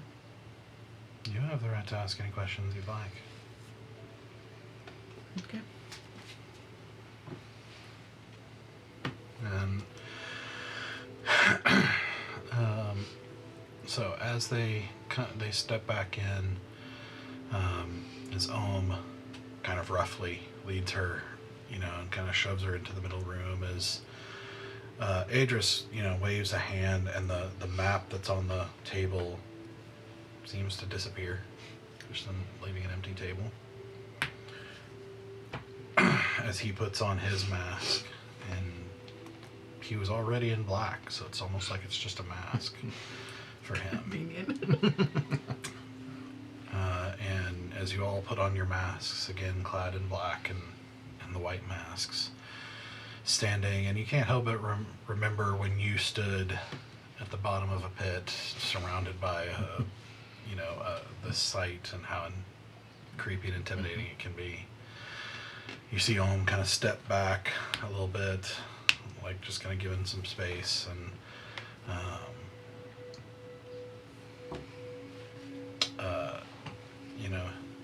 he nods, and one of you can take off the hood and blindfold if you'd like. I'll take it off. My mask is on. And I'll I'll grab her hand first, and then I'll take it off. And I'll say, please don't resist this magic, okay? And I'll back up and cast Zone of Truth where she's sitting. Or standing. Okay. Nice. Okay. Yeah, you see her, like, her eyes darting nervously around again, kind of taking the sorry of this again, finding herself surrounded by these figures, and, you know, then, like, looks down kind of nervously as, like, a circle and some kind of pale bluish light flares up momentarily, and then dies down, leaving just the very faintest of light in a circle around her. You know, kind of looking, you know, at the figure she thinks was talking to her.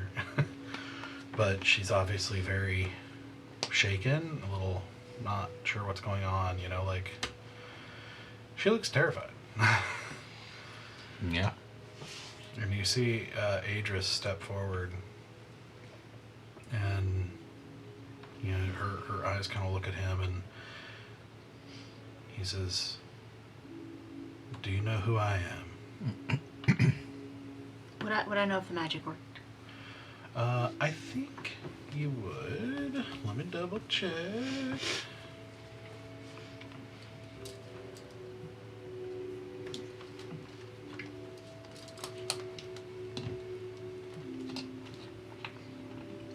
it will load. It says you know whether each creature succeeds or fails. Okay.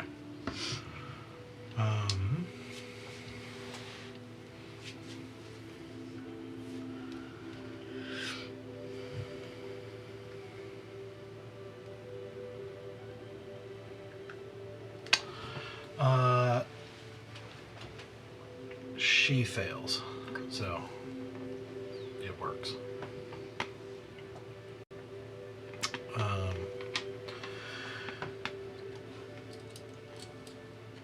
You know, she kind of looks around at these all kind of similarly clad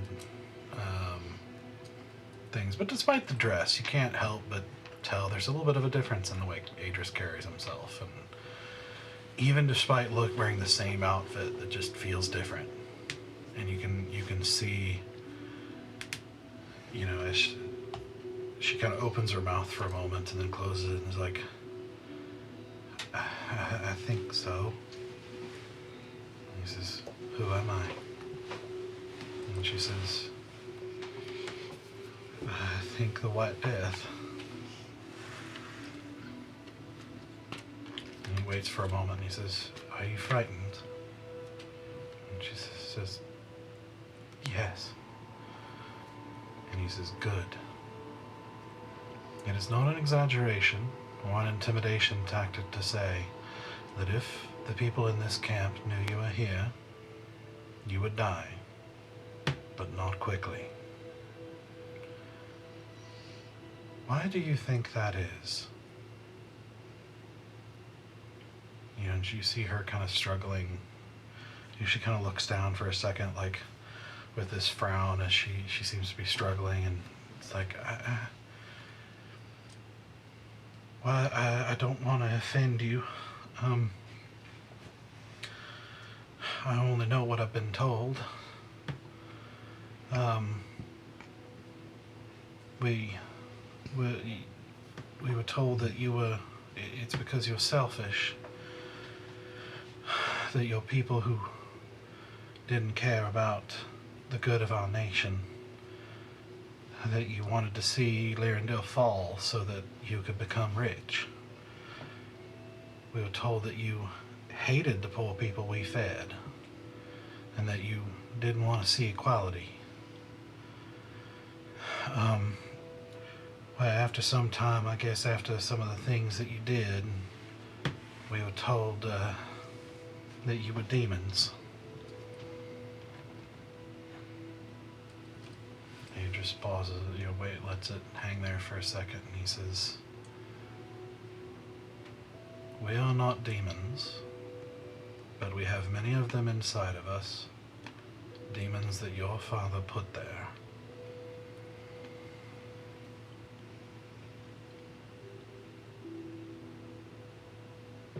He pauses for a moment, and you can see his head kind of tilting as he kind of looks her over and examines her. And even with the mask, it's like that calculation, that you can calculating as he sees. And he, almost with this curious tilt, he just kind of nods at you guys.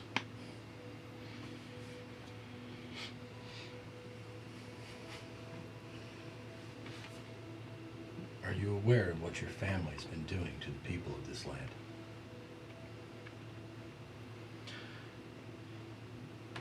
Well, I'm aware of.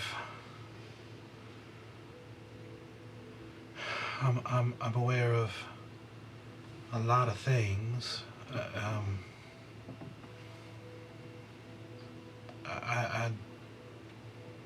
But I'm not sure I've been told the truth or everything. Why do you think you haven't been told the truth?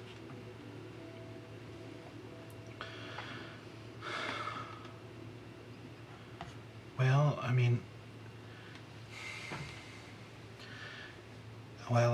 been traveling.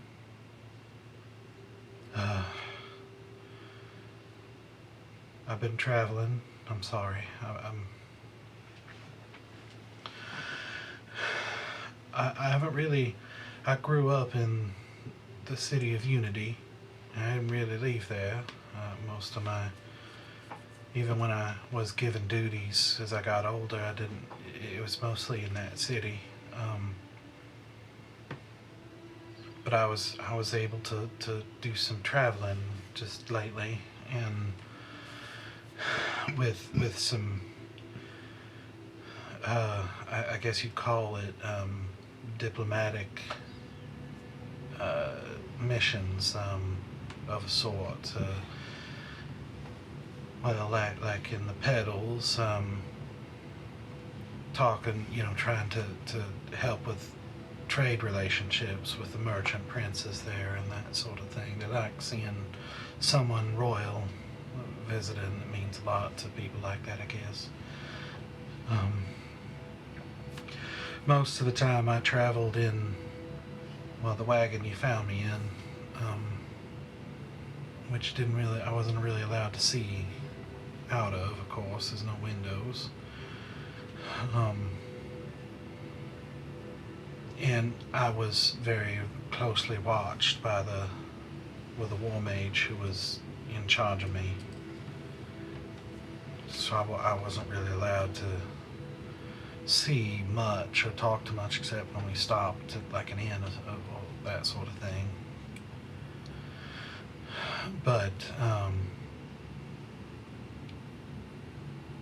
occasionally when at stops I was able to watch a bit and steal a conversation or two here and there.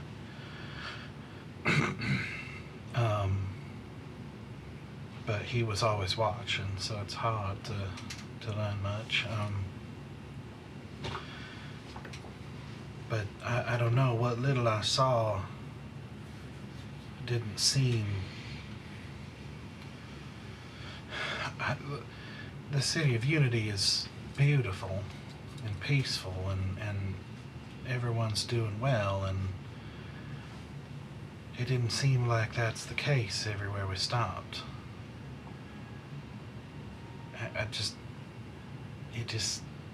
They seemed different somehow, the people did, and it was strange. And I don't know, I began to overhear comments and rumors and that sort of thing occasionally, and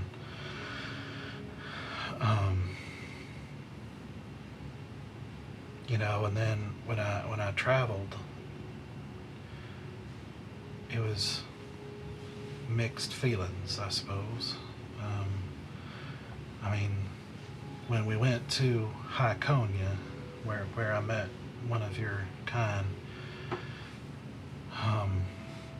I saw the Merchant Princess Towers, and I met the Wilted Queen, and saw how sad she was, and was told that it was their selfish well, capitalism that had done it to her, and the crown there was a sham, and told me that the mage there told me that the lavish towers were symbols of their selfishness,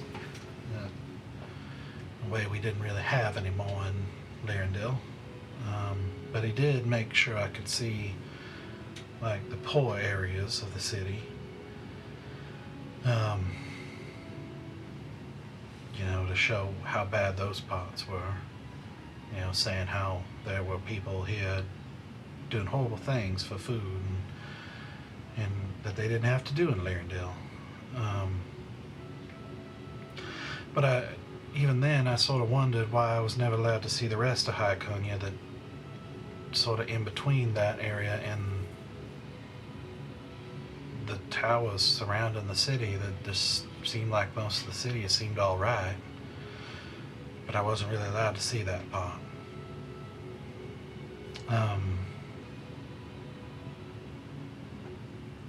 You know, and then hearing stuff there occasionally about, you know, I started hearing things about my country and just they talked a lot more freely and a lot more stories of things that really didn't sit well with me, I guess, and I'm just confused. I guess I don't know what I know. When you were back in your home city growing up, you said that you had duties. What were your duties? Well, I've never been much for, well, not much for strategy or clever thoughts or anything of that sort. In fact, I'm just not. Well, really, honestly, I'm not the brightest, but I'm okay at, well, making people feel welcome or good in a sort, and so it's mostly just sort of hosting dinners and parties and ceremonies, that sort of thing. Like for people who did good things for the people. You know, guests from abroad, that sort of thing.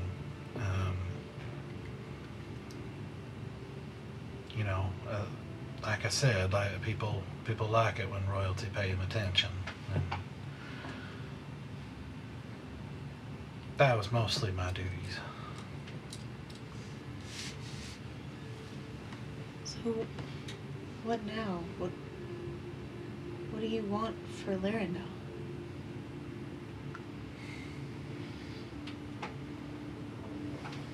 Well, I don't know. I mean, I like I said, I'm confused.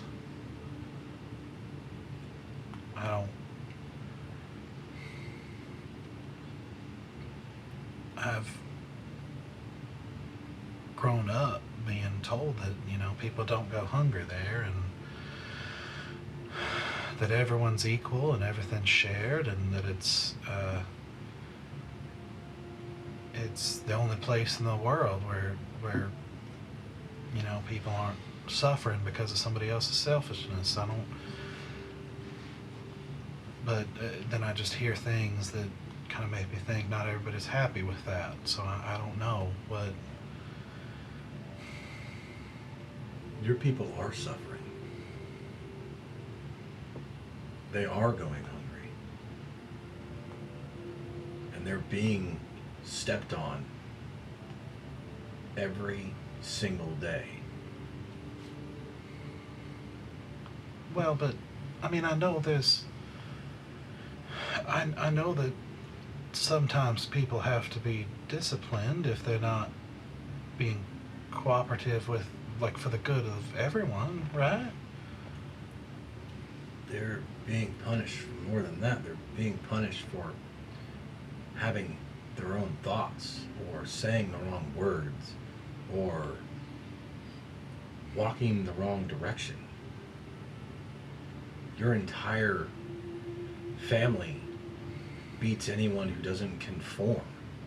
kidnaps their children, takes them to camps, brainwashes them, never to be seen by their families again. You're right. There's nobody that's starving to death, but everybody other than your few in your capital city that have more than just enough food to not starve. They're told when to work, when to sleep, when to eat, how much to eat. Everything you know, everything you were told was an illusion.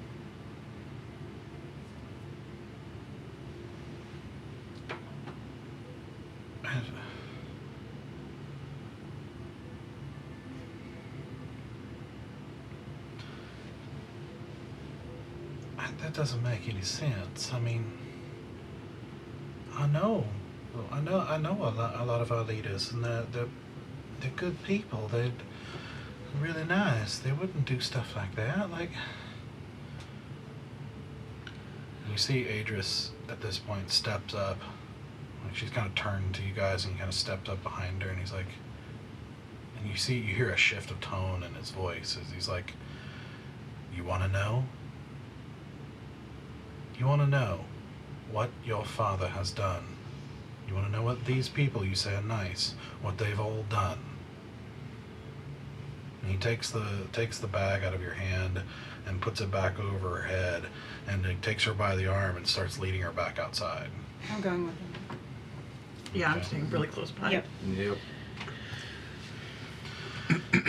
Yep. He goes through the camp, and now you're getting a lot of attention as Yeah.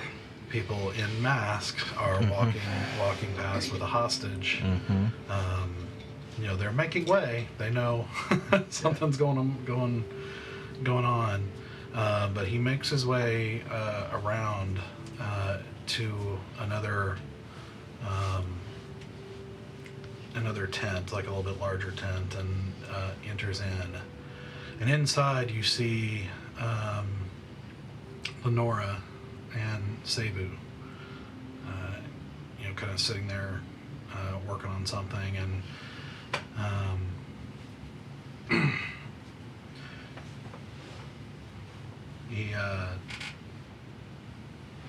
he stops, and of course they both look up at these masked people in masks with this rebel, and Lenora's like,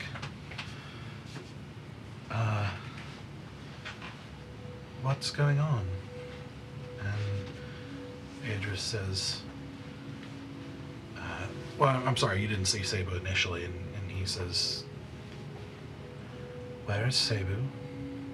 And you see now popping up over some baskets, you see the little gnome face, and as she's like, "Hello." "Oh, are we supposed to be wearing our masks?" And Adris says, "That's all right. You can if you want to." And she's like, "Okay." And she just doesn't put it on. And Adris, you know, kind of beckons her over as she makes her way over in front of him, and he kind of kneels down and says, "I need you to ask you to do something. I need you to tell this prisoner about your time in the redemption camp."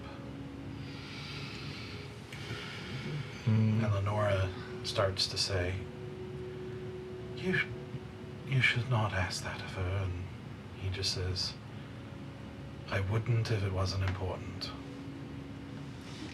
And he stands up for a second, and then like gets real close to Lenora and whispers in her ear, and you just see like a small reaction from Lenora as she looks at the prisoner.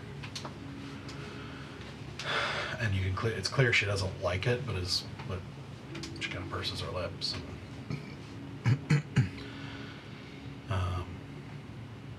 you know, he kind of kneels down again, and you can see Cebu has just kind of got a little bit of a distant look, and you know, she thinks it over, and he says, "I won't make you if you don't want to." but it is important. And she thinks, and then slowly she nods and says, well, if you say it's important, I want to do my part.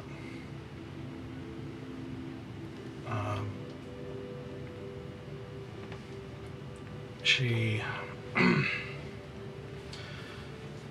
she kind of slowly begins talking as she says, we had a little bit of a gnome village in Garen, and I was learning to be a druid.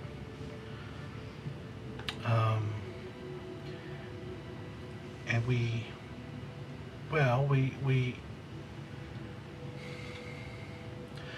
I don't know what happened exactly, but when the decree, the unified decree came out, everything changed.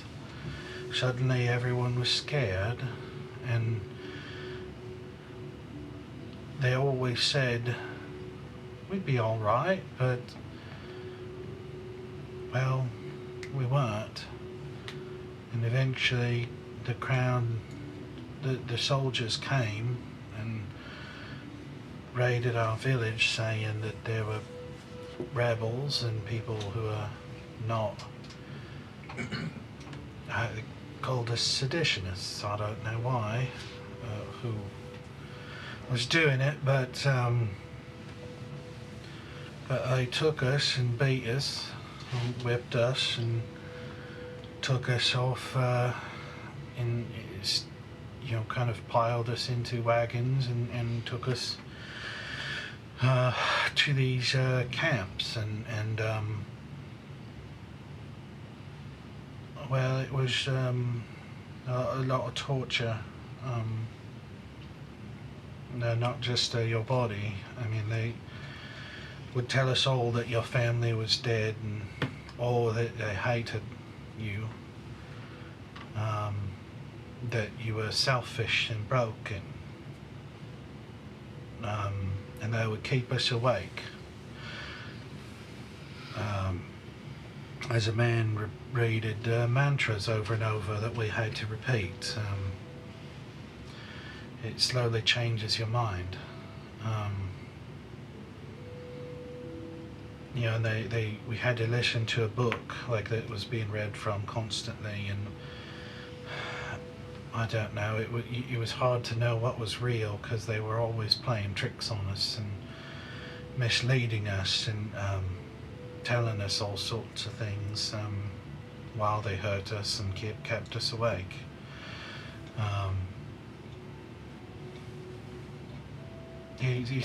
I was told it's all sort of made to make you depend on them for what's real, to be the only ones who you could trust.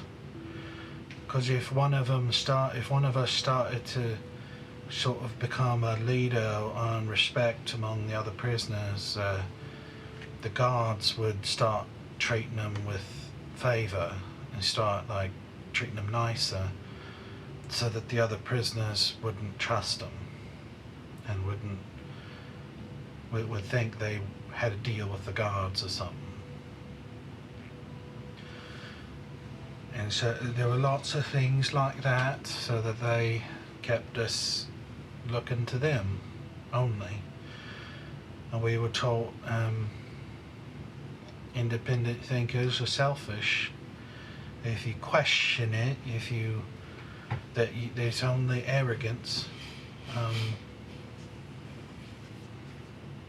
that it should be obvious what morality is, and if you disagree, you're a pariah. It shouldn't be allowed to exist.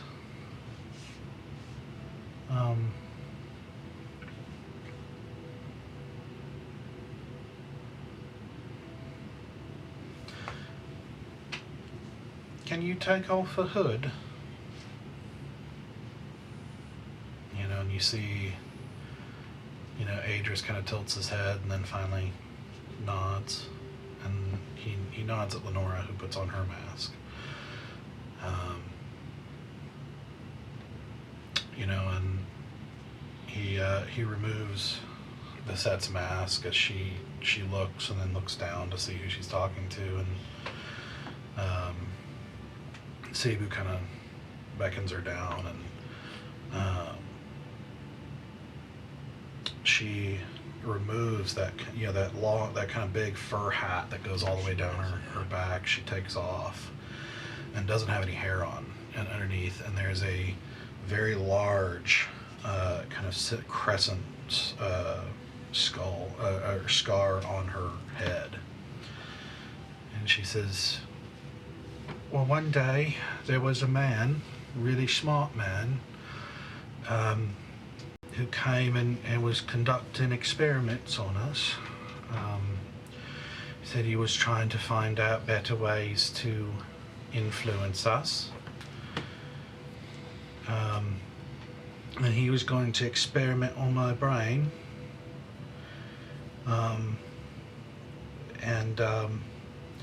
Well, they even had my head open. But that's when the camp was attacked and I was rescued. Well, and one of them was able to heal me, at least on the outside. I guess children's working on the rest.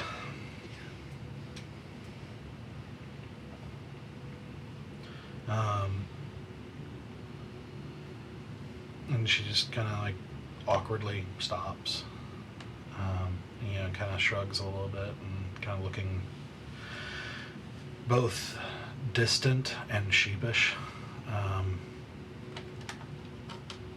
In Visette, you can see like kind of glassy eyes, and it's hard to tell exactly what her emotions are at the moment, but there's a lot there.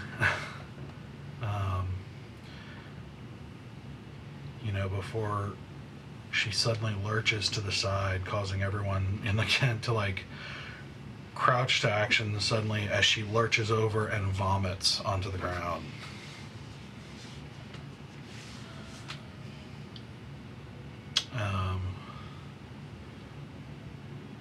She finishes and is just, I'm sorry.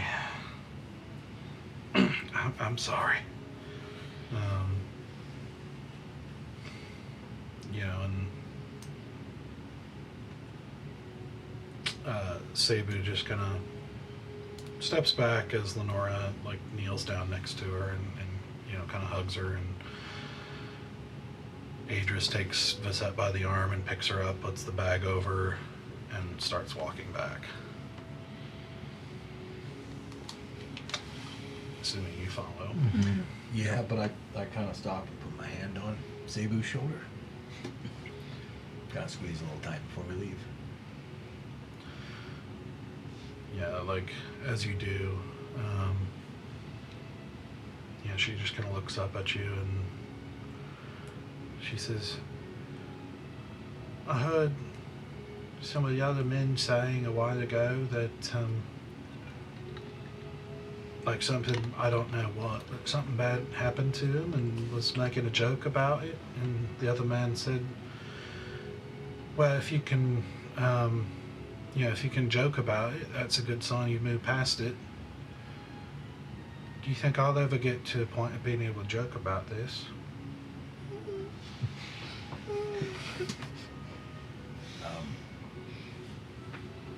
Someday. But for now, what you did was very brave. Thank you.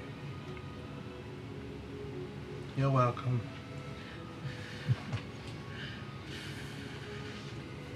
So you leave and go back and make your way back to Adris's tent.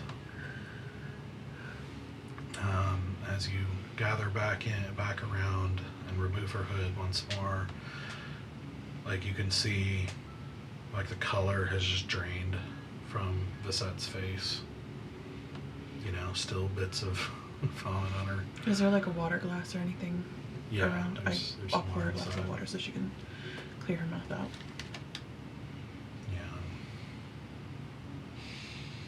Yeah, she takes it after a second, kind of bound hands and, takes a sip and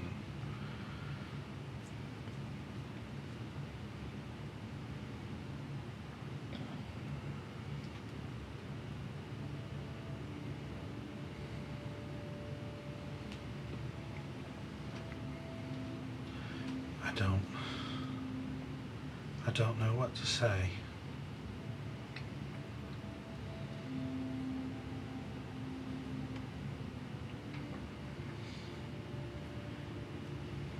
Is that?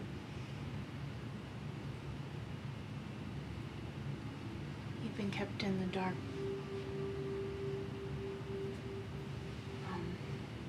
I don't want you to blame yourself, though.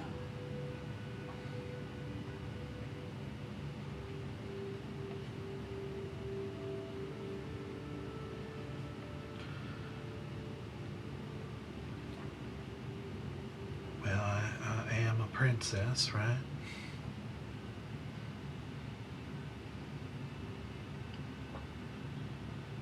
Well, I honor people who are doing this, right?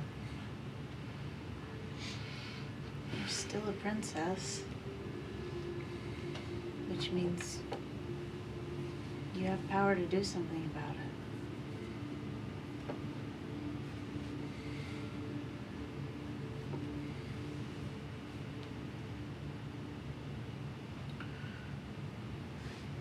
Help us undo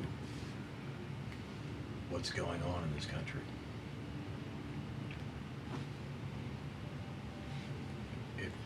If Cebu's story wasn't enough to convince you, there's thousands and thousands of more of your people that can tell you the same story and worse.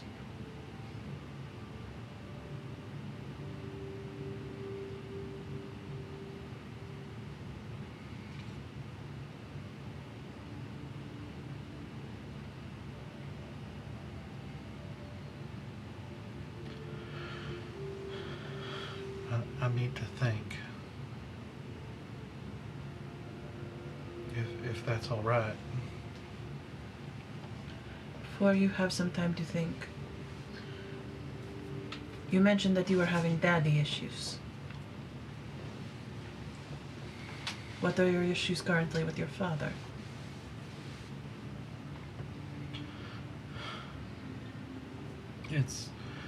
Well, I wasn't sure. I told you I wasn't. I suppose I was sort of. I guess I was already starting to doubt what I've been told and what was happening here.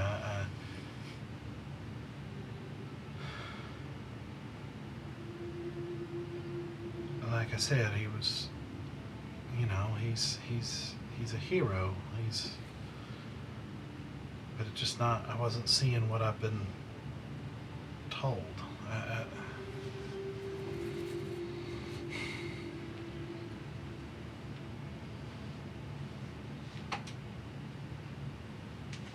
loved my father.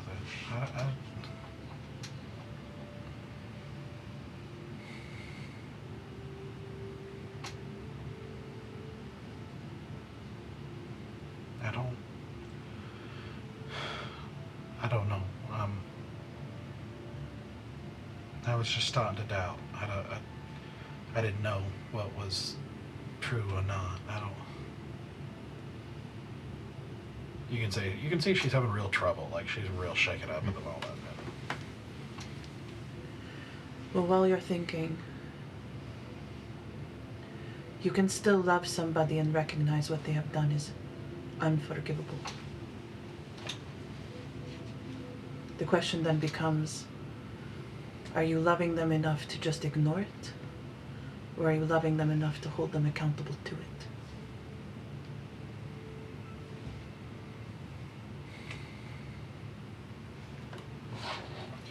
Yeah.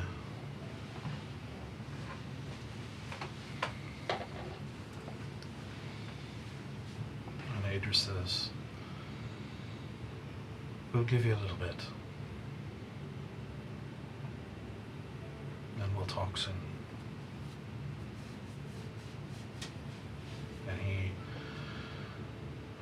he takes her to the back, and you see him talk, and you can see just through the back of the back door of the flap, you see Essa, who you've seen before. And he talks with her for a minute, and you see like a look of surprise and shock as she looks at her and then kind of nods and then gives her to Essa, and they disappear. And he walks back to you guys, and she'll be kept hidden for now. But this isn't something we should keep from everyone for long. No, I don't disagree. But she could be an ally to us. Mm-hmm. Not saying we send her back. I don't think she has the fortitude to be a spy, but Just give her time to make her choice. One thing at a time. I'm afraid I can't give her long.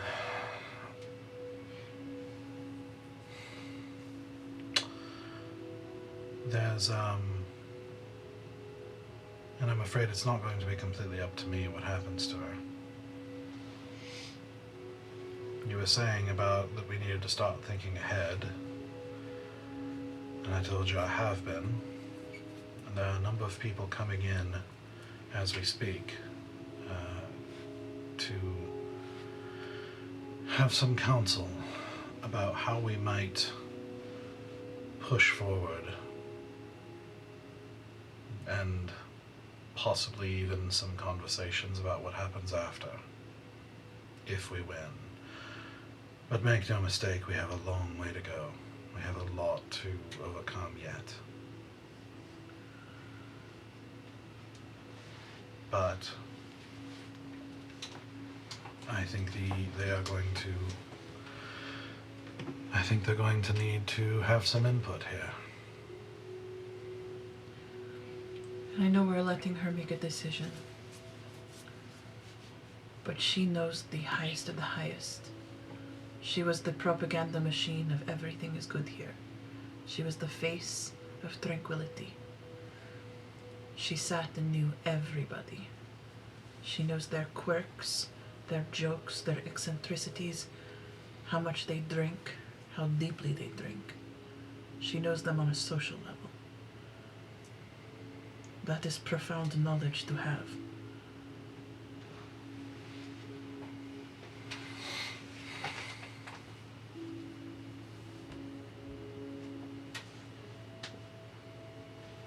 I agree. Perhaps. If she can be trusted. That is not ultimately my decision to make. But I did want to at least put that in your ear.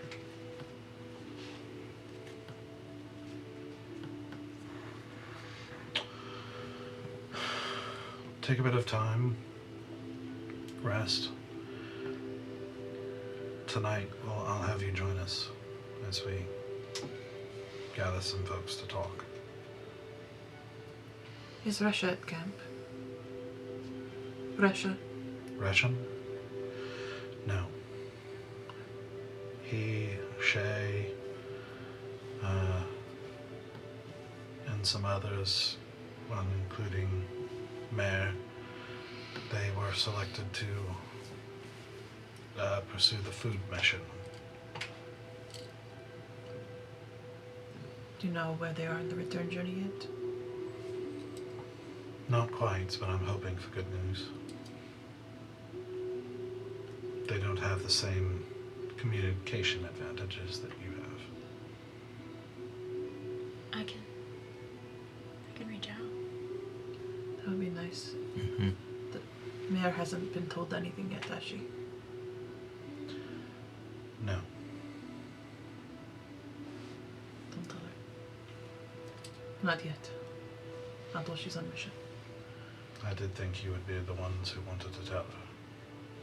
Want is a strong word. Well, I felt you should. But I can if that's what you wish. No. We should be the ones to tell her. It's just not an easy conversation to have. But we can at least check in on her.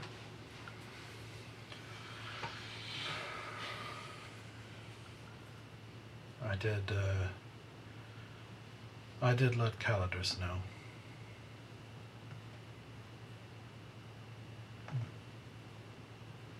How was that taken? She was obviously disappointed. She saw a lot of potential in him. She wondered if he had come across any great revelations of knowledge in his before the end.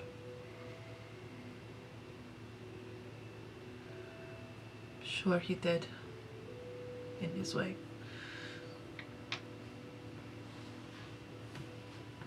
Well, I'm sure he's learning quite a lot right now.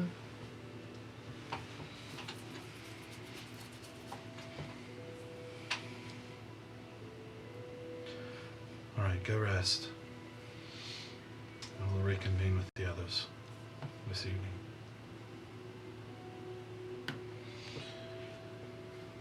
Sounds good. Thank you again for your work in Alraka. It's an uneasy one.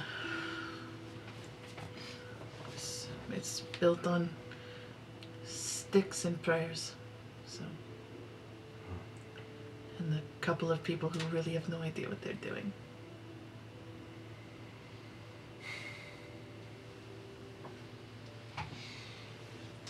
Well,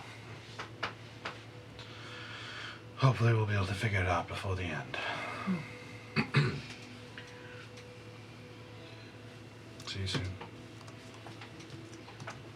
If you guys want to set up our tent, I'll go see if I can scrounge us up some food. We still have some tack as well that we can put something together.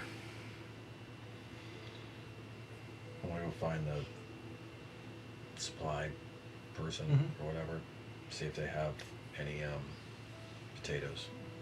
Okay. Yeah, they are able to give you one each and a very small amount of some rice and like a very tiny piece of jerky. It is not a glamorous meal by any sense of the imagination. That's all I needed. It is, and it's smaller than normal. That's fine, You because can tell, and from the conversation you have with them, they're very stretched thin right now. yeah, no, this will be plenty. Okay. And when I get back, I'm gonna take out my cauldron, and I'm gonna chop up the potatoes. You don't even know what it is, the cauldron is yet. I know, and the jerky. Oh my gosh. God. We're all gonna die. And I'm gonna make like a nice potato. Didn't even use Like the tech stew. magic yet. Nope. I'm assuming it's gonna make it taste better. Oh my god. Okay. I also use my magic spice pouch, and I get some parsley, and I'll put that in there because a nice like parsley and potato. Okay. So you start chopping up the ingredients and you put it in there and put the spice in there, and then you go to get some water and to fill it up, and then you come back and it is filled with water and starting to get hot. Is it a pressure cooker? Do we have a pressure cooker? No fire. Do we have an automatic pressure cooker? I don't. Is the potato still in there? Yeah. Yeah. I don't question it. I chop up some jerky and I add that too. I want to rehydrate that shit in there with the potato soup. Like, Okay. So you stick it in there. all right, let it cook for like an hour, and then lunch is ready, guys. Check it out. I didn't even have to make a fire. How'd you cook without fire? I have no idea. So I don't know how safe this food is, to be honest. Zanoa? Magic? I- Tech magic? I mean, it's got to be magic because Look, I don't know how to cook. I. I'm a Could You Detective. This is some sort of Oh, you shady do? ass shit. Is it? I mean, It what filled are we looking at here? It cooked, and I didn't make a fire, and it filled itself with water. I put the ingredients in, and it just kind of started auto cooking. Hand it over a plate. Let's I do didn't it. take Let's go ahead and do it. magic Yeah, either. let's go ahead and do it. Let's figure it out. If it tastes bad, it's the cauldron's fault. Let's take a bite. I take a bite of it. I thought your shitty Roll spices. Arcana. I put good spices. Constitution saving throw. I can cast Identify on the food. We're on the cauldron. On the cauldron. Oh, we have the cauldron. We have the cauldron. Yeah, I'll ritually cast Identify. So just Yeah, while the we're- food might but get a we're- little we're- cold. So if you're we're- waiting. No, I've already taken a bite. Oh no! I've already eaten it. Yeah. Okay. I start setting up a spell. Yeah. It just goes. Sarek. Okay. Oh no! Why is there dice rolls? Yes. So you take a bite, and it's very hot.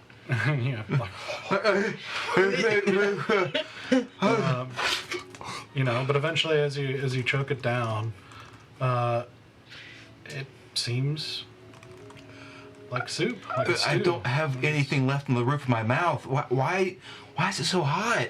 You're supposed to blow on it. But- Dude, it just came out of the cauldron. Some wise person once told me, the steam means it's hot. Sure. Okay, I'll just put all my utensils away for. Please. No, you still need to. Oh, I do. Okay. Yeah, we still. Listen, he could be a dumb shit, but we're not going to be dumb shits. Please tell us what this is before we. Sure, I will. The food is cold right now. I will cast Identify ritually. Okay. I don't mind cold food. This is the cauldron of near instant death. No, just kidding.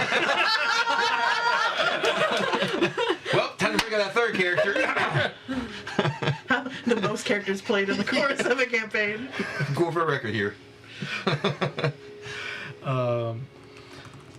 So this is a cauldron that you can put raw ingredients into, and so like a whole potato, for example, you could put it just in there, and once you put the ingredients in there, it will fill with water of its own accord and cook them appropriately, even adding some basic spices to it, unless you use special spices of your own choice, and basically just make, according to whatever you put in there, it will make as best it can a stew. Yes. We got a bread machine, y'all. We got an instant cooker. Yeah. We gotta get one of these. That's, What do you mean we get one? This is ours. It is it's 10 minutes to Okay. cook, so it's like great. Yeah, we've got a pressure cooker.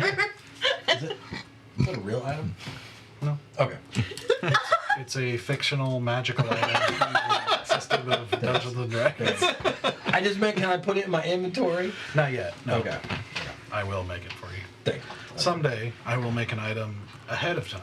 Sorry, I was not paying attention No, to this that was this is the conversation. greatest great. surprise. This is fantastic. Auto cooker 3000. It's the best thing since the tent, probably. Like, Yeah. since we got This the is tent. going like I got my spice pouch, I got my auto cook. Dude, I'm like we're basically on my way. glamping now. I'm like, on my way. I mean, we You got said the much. perfect day. yeah, You got the magic RV, yeah, basically. pretty much. A magic tent, a magic cauldron that cooks your stuff. I You mean, don't even have to light the fire for it? yeah. I mean, sure, it's like a very basic stew, but it's still a stew. Yeah. I scoop myself up some. I just need a magic Later you can teapot, go and on. you just put the tea in, and it makes Okay, the tea. so I I have was an not paying idea for a attention. That was teapot from the that I carriage, saw. the It's a Princess of poisonous Lirindil. teapot, and it's based on. It's got 3 sections. Oh, yeah. And it depends on where you put your thumb, which That's why. like spout it'll come out of. It's not magic. I know. It's my dream to possess one of these. In real life. Yes, but also in game, but mostly in real life.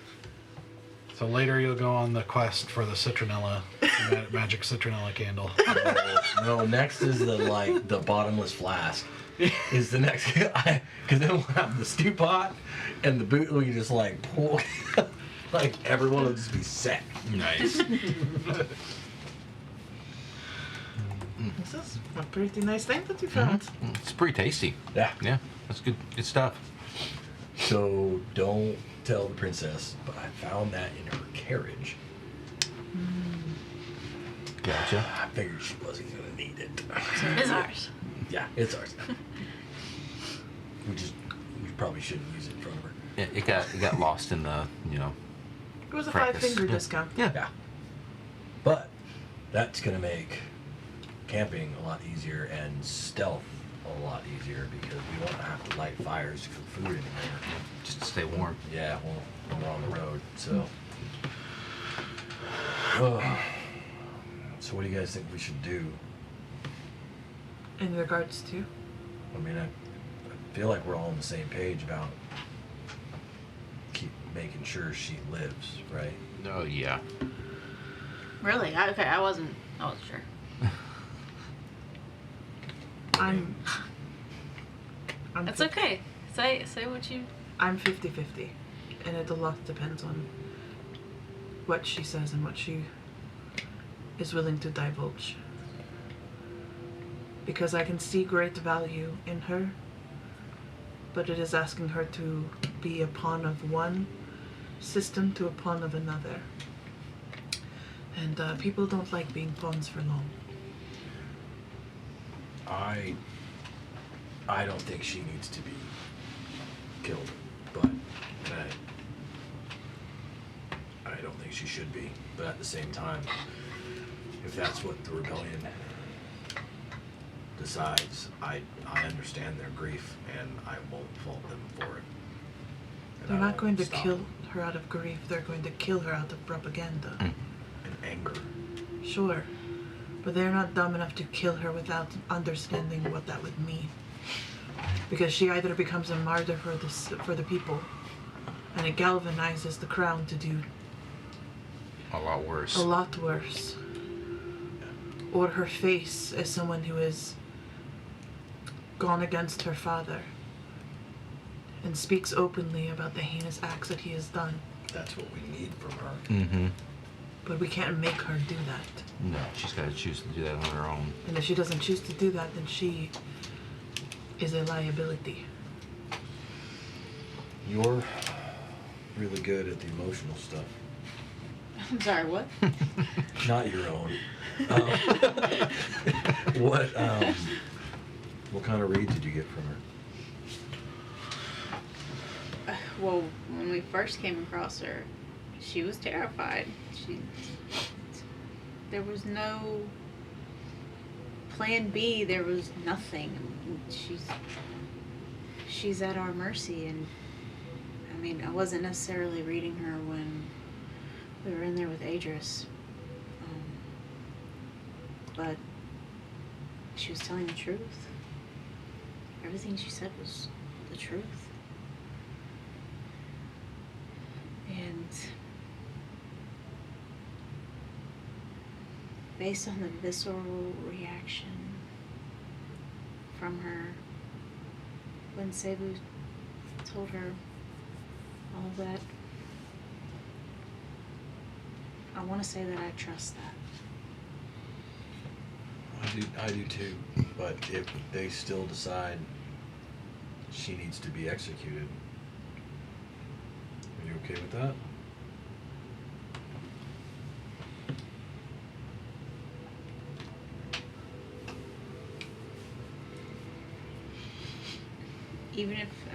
Even if her decision that we're waiting on right now, you're saying does it not matter to them? A yes or a no? I don't know. I think it should. I do too, and I'm willing And to if it read doesn't matter, yeah, I have a problem with that. enough to start a fight. Enough to start a conversation.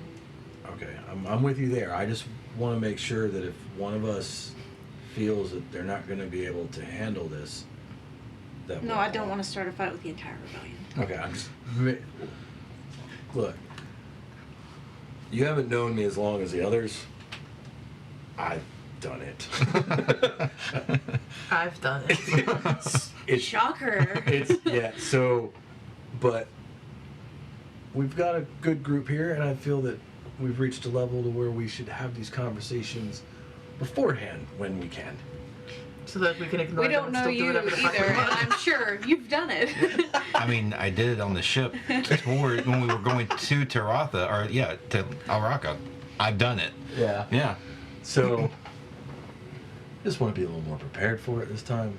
Because like I said, my stance is I'm gonna verbally fight for her. But if it comes down to either we have to stop them by force from killing her, or let them kill her, I'm not gonna stop them unless one of you. Do you consider her an innocent person in regards to this war, in regards to what her father is doing to this place? I do, actually, but she's also.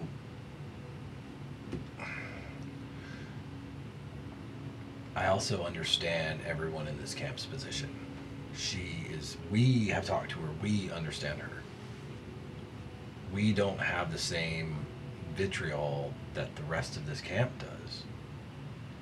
But I'm telling you right now, the people that killed Baron Easy, if I found, if it was a royal family, I would want them all dead, and my anger would push me in that direction. I can understand. Yeah, you can understand it doesn't make it right. It doesn't. And it doesn't necessarily mean that she was that she was innocent. It means that she was ignorant and complicit. And she didn't ask questions. She was locked up pretty tight in that wagon. Yeah. Doesn't matter. There's so many times when you can ask.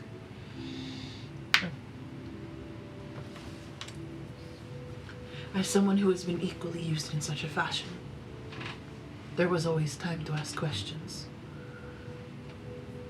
But sometimes you just didn't ask. It's not that easy. There's a lot of fear involved with that. It's not that simple. I'm perfectly aware. What I am saying is her journey into adulthood was very similar to mine. Being used as a tool for something heinous and vile and disgusting, and being ignorant to it, and being complicit to it, but knowing you had time to ask questions. I didn't ask out of love, and neither did she. Well, maybe that's why I don't want anything to happen to her. I'm 50-50 because when I walked out of Tiratha, I was also 50-50. I could have died or I could have lived. Either way, it would have been justified.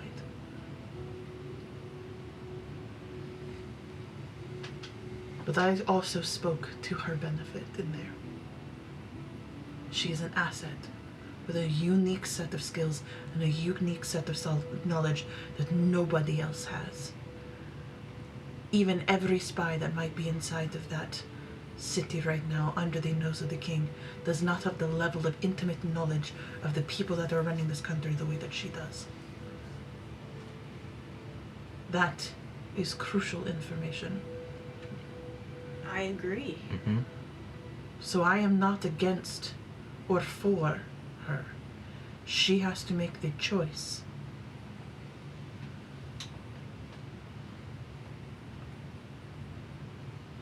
I agree with that as well. I'm just saying there's a conversation to be had if this rebellion is fine with just killing. No one has said that they want to kill her. I know. At least not the people who get to make decisions around here. What they're saying is there is pain here. Mm-hmm. And pain is easily released when you have a sense of justice in it. And to kill her would be a level of justice. But it would not be a level of commitment to the change of this country. So they are having to weigh the options. What is better for the rebellion? A sense of justice and peace momentarily, or a sense of change for the future? These people are starving and they just got their weapons back. They need all the wins they can get right now, and that is a difficult decision to make. And unfortunately, we are not the final decision makers in this. We have weight, and we have our voices, and we can all stand and speak to what we believe is right. But we are not ultimately the decision makers in this. And I feel bad for her that she is going to be in the middle of it. And she did not choose to be born. She did not choose to be raised where she was. She did not choose the family that she was born into. And that sucks for her.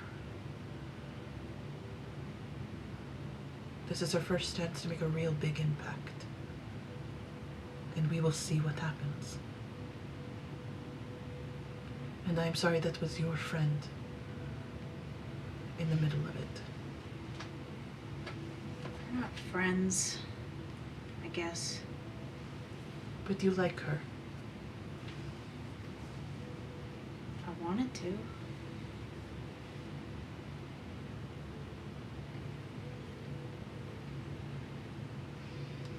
I get that it's not gonna be our decision. Like I said, I'm not ready to fight an entire rebellion over this. Even if she does choose to do the right thing. It's just...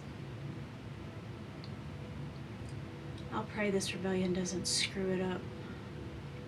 For revenge cloaked in justice.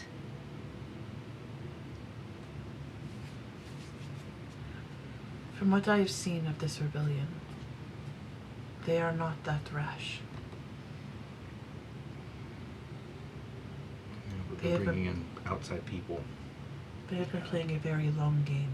If anyone knows the rebellion out of all of us, it would be you. Yeah, this is the first time that like outsiders are coming in to like start talking about stuff like this, right? As far as you know. Yeah, coming from over the past year that I've been here. I mean, yeah, as far as you know. Yeah. It's, you also wouldn't be surprised if things have happened before and you just don't know, because Okay. you know that's kind of how it just operates Yeah. sometimes. But Higher up stuff.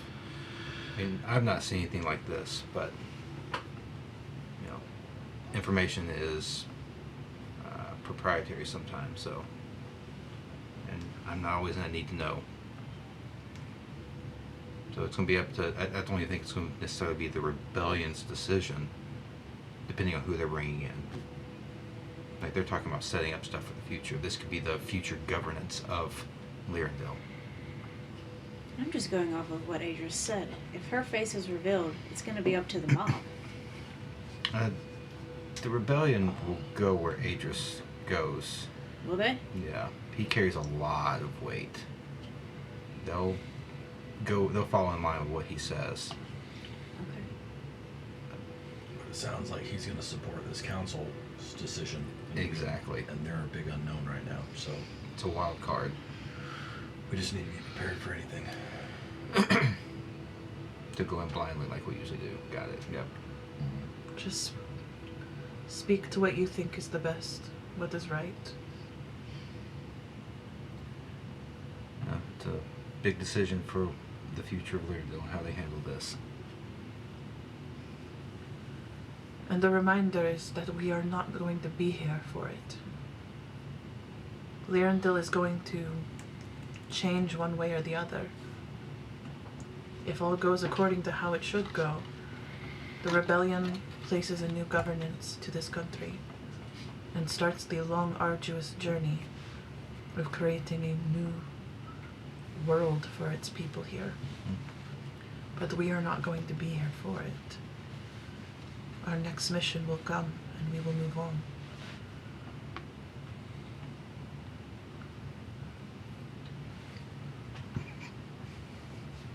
We only hope that they make the best decision, the kindest decision, but it is their decision. I say this knowing full well that we didn't muck around last time, and we helped put an absolute psychopath into the king's seat, so I say all of this with a very bitter taste in my mouth.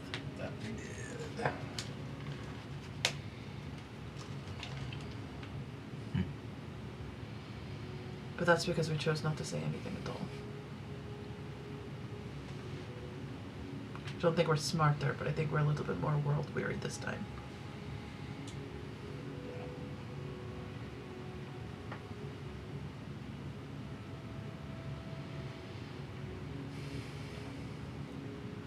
And you've never had the sense when it comes to this rebellion that they would ever put into something even more heinous and evil than what is currently in play. I mean, not that I would know, that I've seen, right? What's the question? Like, basically putting a Like they would make a worse government. yeah, like the Like a hostile, violent government. Yeah, than what they already have. Like, they wouldn't put the. You whatever wouldn't the king believe would that, put- no. Yeah, I wouldn't think so. Everything I've seen, they're trying to do the right thing. And you have a better sense of people more than anyone else I've met. Do you believe him when he says that he wants to put into place a better world for the Lirindil people? Like I've tried to read him before, and I feel like it hasn't happened. I do.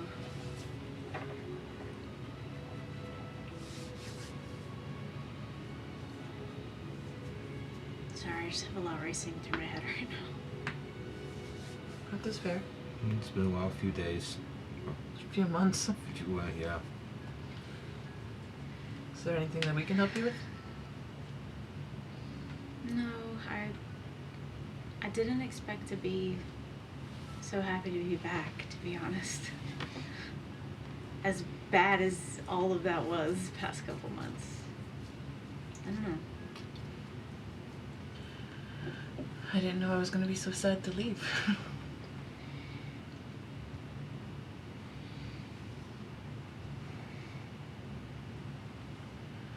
Are you okay? Are you? Mm-hmm. Then I'm okay too. It's not how that works. That's how it works right now. Do we want to contact Mayor to at least see where they are in their journey right now? So we can at least bring that back to him before the meeting. Are you up for it?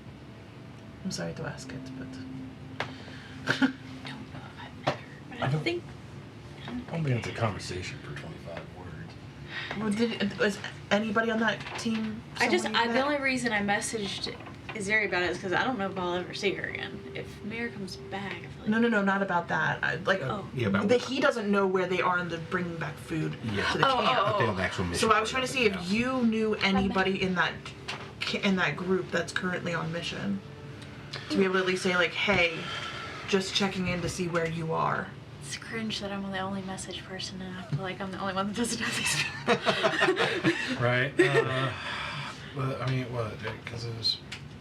I don't know what the rule of the spell is. I know that I've seen Resham before, because I saw when you guys had your weird little date thing, and I saw you like land off this thing, and it was weird. I was like, Does that count? That she's familiar enough with him, like the sense of him? I think so. Like I've seen. Did I take? Because if that's the two, then you can just send Resham.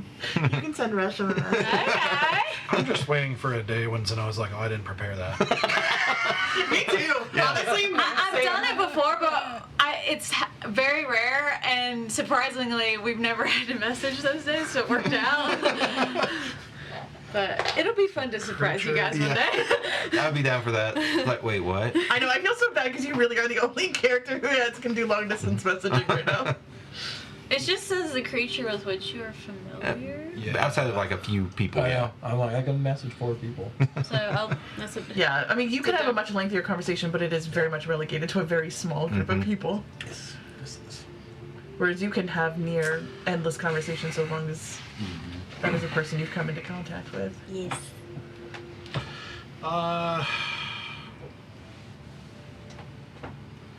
I don't know if I would say seeing them from It's a distance okay. is familiar.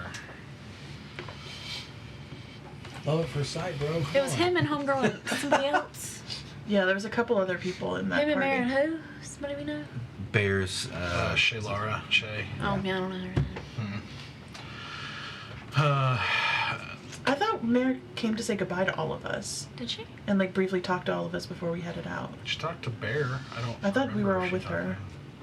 We definitely were all with her. Absolutely.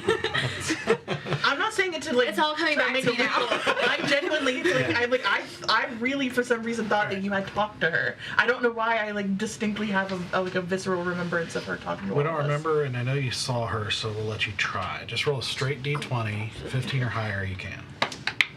Natural 1. Who dat? You remember seeing a guy in a swirling cloak. Like, you just don't, on That's a fair. That's fair. Yeah. small dragon, That's fair. Well, That's all right. it's fine. His honestly, like his face didn't really like stick with me because it was so like average. Who are we talking about? Average? It was from far away. Russian is far from average. Really? Above average. Wait, You know him better than I do. wait, his face is above average. Sure. Most faces are. Really? Okay. Okay. She's just like awkwardly eating her food, like the remnants of her food just like I'm pushing. absolutely Sprinkle casting over read thoughts. Like 100% casting read thoughts on that. Okay. Do a saving throw. 17's my save. Wisdom saving throw. Oh! Nope. That is 4. Alright, Miss Ma'am. It's written all over her face. Yeah. So She again, said, most faces are above average. so Dirty thoughts. no. So God. a certain just you asked for it. So as I have established, Sarah doesn't really think in like words. Right. Like she doesn't have like sentences in her mind. She just has a lot of imagery. Like everything is kind of like poetic imagery. Like me in real life. And so you get immediately his eyes, like Resham's eyes, because they were that unique, those very unique eyes. And then it slowly like pans like down to like his nose and like the structure of his nose, and then it pans down to his lips. And it like can zooms in smell a little bit on his lips. And you can smell them? No. And then it kind of like tilts a little on his lips. Oh! And then it quickly zooms out. And you realize, and then it zooms back and you realize it's me on the like, that cliff face when Yeah. we were like doing that like time together thing and like how beautiful everything was. And you realize that Sarah was doing this like dum dum and then she like panicked and stopped. In the moment? Yeah, and you feel this sense of like elation and panic and like the gut drop, but then the butterfly feeling happens all at once, and you realize that like Asura was like real committed for a brief second to kissing that mouth, and then realized she was really too nervous to do it and pulled back. And then you just get to see a picture of his like dragon dude, and just like it's like bubbly energy that you feel when you're looking at this dragon, and you realize that Sarah's like terrified of this thing, but also like she thinks it's the cutest thing she's ever seen. So it's like cute aggression with real fear. Okay.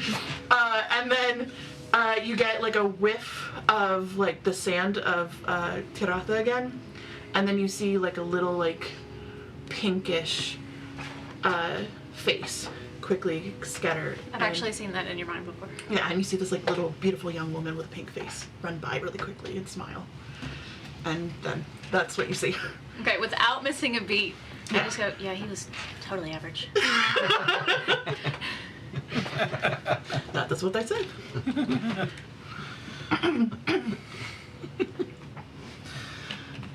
All right. As this is happening, one of the rebels ducks in and says, "Sarek, you're wanted." Oh, okay. I'll be back. Have fun. Thank you. We'll keep eating our new stew. Delicious, by the way. The rebel takes you, off toward the edge of the camp, and you can see there's a place where it sort of looks out on a field, and and it kind of rolls down a bit, and a little bit of a view there and everything, and you see Adris is there, and the rebel brings it and just kind of nods and then leaves.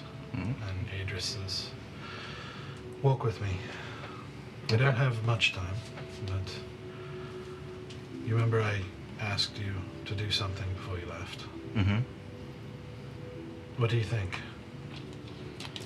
It's an interesting group. A little unorthodox, but they are.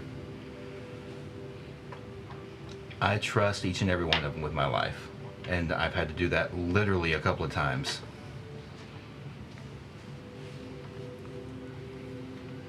I see. Do you trust them with everyone's lives? Yeah, I actually do. Like I said, they're a little unorthodox, maybe a little rough around the edges, but I mean, who am I to talk, really? But I think when the chips are down, they'll come through. But if the chips are truly down, who do you think they'll come through for the most? Who are they most loyal to? I mean, most loyal to themselves. And when I mean themselves, I mean the people in the group.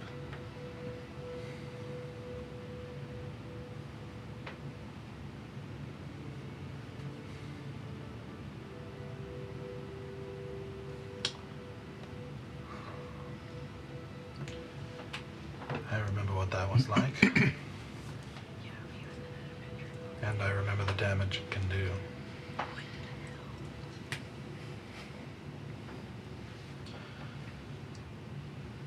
I need to know if we can trust them for this cause. That they're not going to jeopardize our cause to save each other or other outside parties.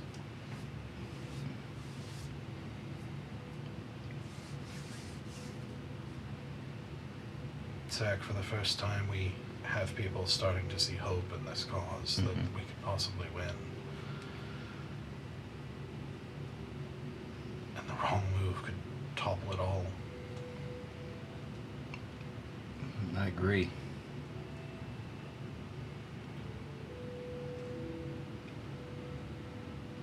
I know that you keep a lot of things close to the chest. I respect that.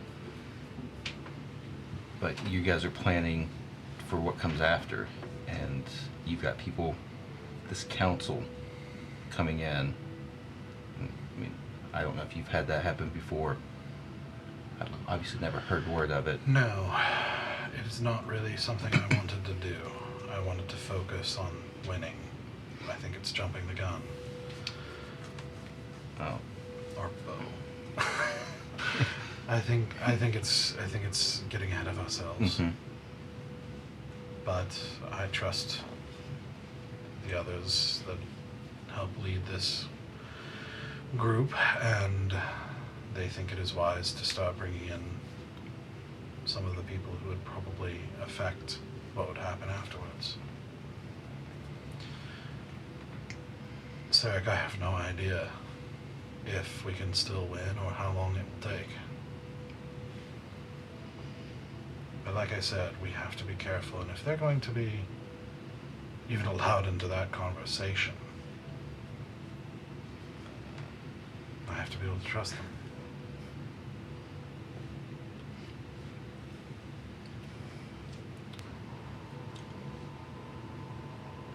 I think that as long as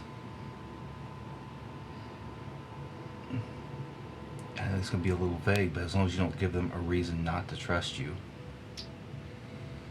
they'll fall in line. Like, make that wrong move, then there might be some real problems. But honestly, I'd probably have some problems myself. So far, you've done well. I've seen mostly, if not all, right moves. No, that's not a guarantee. But keep doing what you're doing, and I think that you have 3 more strong allies to the cause. Powerful allies to the cause.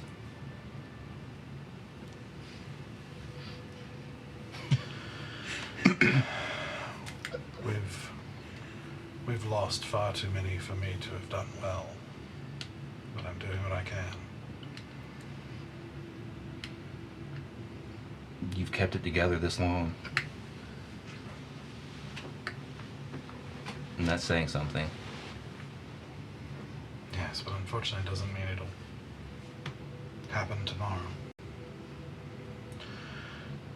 But enough about that. If you say they can be trusted, I'll go by your word. Okay.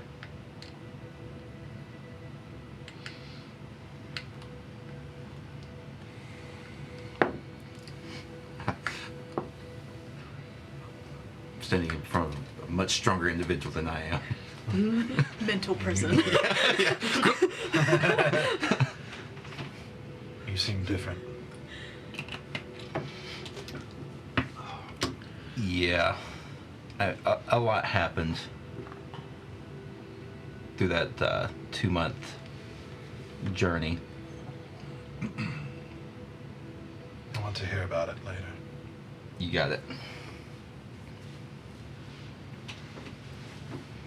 All right. All right. Well, I will see you in a few minutes whenever this meeting happens. All right. Thank you.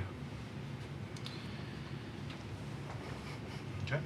Yep. So you walk off, leaving him. Do I know where the meeting actually is going to be?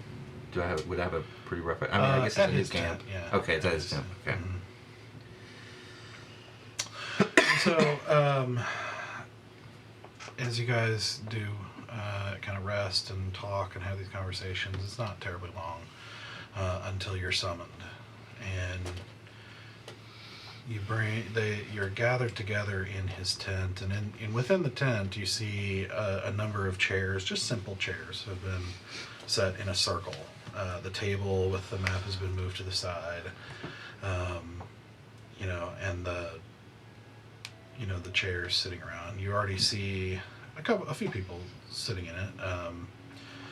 You do see Lenora and Talon sitting there. You see Caladris also sitting by them, who is looking even older, like far older than 2 more months have passed. Like she's just fading quickly. That was Easy's teacher, right? Mm-hmm. Okay. And she's got a cane, kind of in front of her with her hands kind of on top, and as she's kind of turned towards Lenora and Talon, who are kind of in conversation with her. Stoic, you have the breath knocked out of you as a heavy hand slaps your back. I was waiting for him. The meathead guy? Ah! Oh, God. You've made it. Good to see you. Good indeed. Good to see you, Drill. Ah, hopefully you've been keeping in shape. We'll Yes. find out. Good. We'll find out how in shape you are soon. Good morning. Yes. Unless you would like to now. I don't think we can now, but In the morning. all right. We'll do it. You two back in the meeting just doing squats. My goal is to be able to squat him. That would be a big, Yeah. job. That's when a Sir can do it. She can do anything she puts her mind to. Yeah, it's just you always kind of it's like it's easy to forget just how massive a guy he is until he's standing 9 foot, with all muscle, like arms like tree trunks, like this neck. It's just all muscle. It is. Like 800-900 pounds of just. Yeah, he's just pure muscle. Uh-huh. It's It's like felling a tree. yeah, it's Yeah. like makes you wonder if this is what a giant looks like, you know, like that sort of thing. You know, but he walks, you know, he leaves you be and walks over and just kind of stands with his arms crossed. Before we get started, just because I think Zeno would do this, before we get started, she's gonna hit you in the side and just go, "Hey, idiot. Thanks for threatening that other idiot for me." Anytime. Cool. You do see a few other individuals trickle in. You see Alcon comes in and takes a seat. And he actually, there's a space that doesn't have a chair, and he walks over there and then sits down cross-legged, like in this one graceful motion. So extra. You see a few individuals you don't recognize. You see one who walks in with this kind of fur armor that's sort of cut off like at the midriff. This dark-skinned man with this hair that's kind of in these kind of short, kind of curled braids all over his head, and this sort of red patterned war paint across his face, and which kind of reminds you of something you saw once before. With a guy with red tattoos at Fort Relica. Is it the Odd Boys guy? It's not the same guy. No, but just the look his feels buddy? similar. Yeah. Like Remember he's from that the same guy. place. Yeah, and he looks in and kind of like, kind of gives everybody a once over, and then just walks over and sits down in a chair and kind of holds himself up a little bit. You see another individual walk in with kind of graceful steps, like with this kind of long, flowing, kind of auburn robe, with his hands kind of, clasped in front of him, with no hair, kind of shaven bald, with these kind of sharp features, and he sort of just nods to anybody who makes eye contact with him gently, and then kind of walks over and takes a seat, with a little bit of an eloquence. And then with the least eloquence of all of them, you see another woman walk in, and I apologize, I didn't get illustrations for everybody else. I meant to, but How dare you? I know. But I do have an illustration for the third one, if I can get there.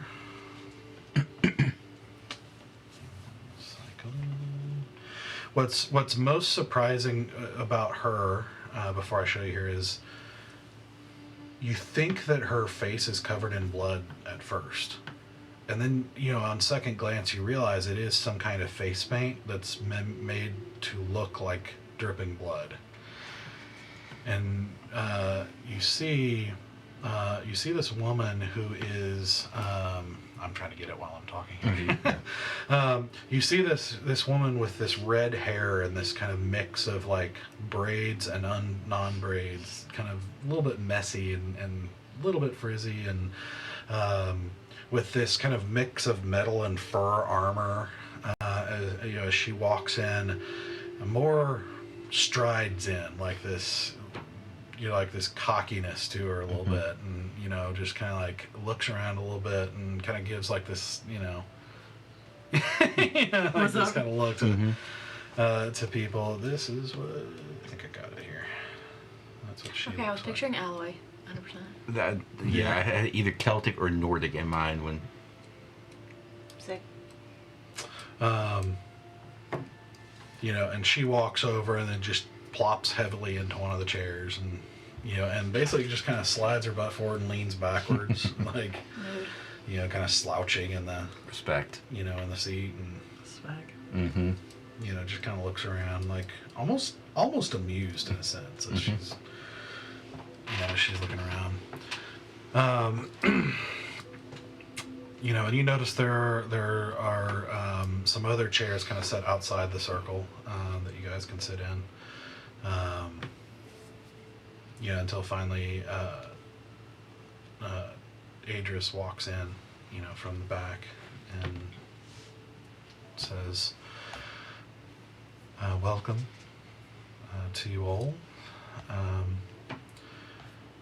I suppose some of you have not met, so I will do brief introductions. Some of you know Lady Talon, who is a priestess of Ildris, a long-time trusted member of this movement. Many of you also know High Priestess Lenora of Chaldron. You also know Alkan, emissary of the Shadow Dragon. Most of you, if you have met him, would not forget Drael Icewalker, one of my oldest friends. And we are, of course, joined by Maruvian Sela, a representative of Maple Bay.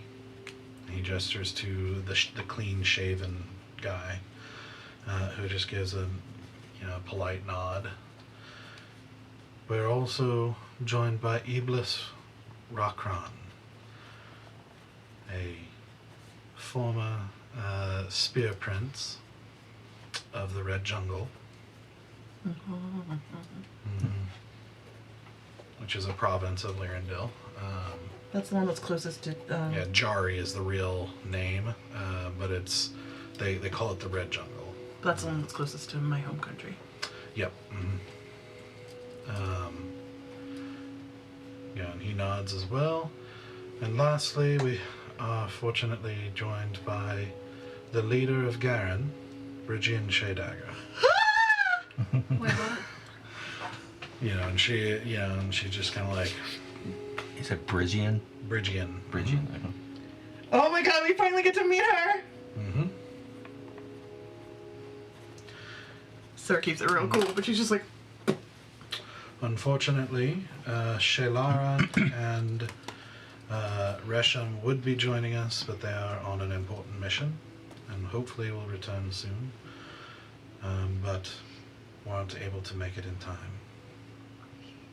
We have much to discuss, but I'd like to welcome you all. And Bridgian is like, well, can we get on with it then? Enough with the hoity-toity pleasantries. What are we here for?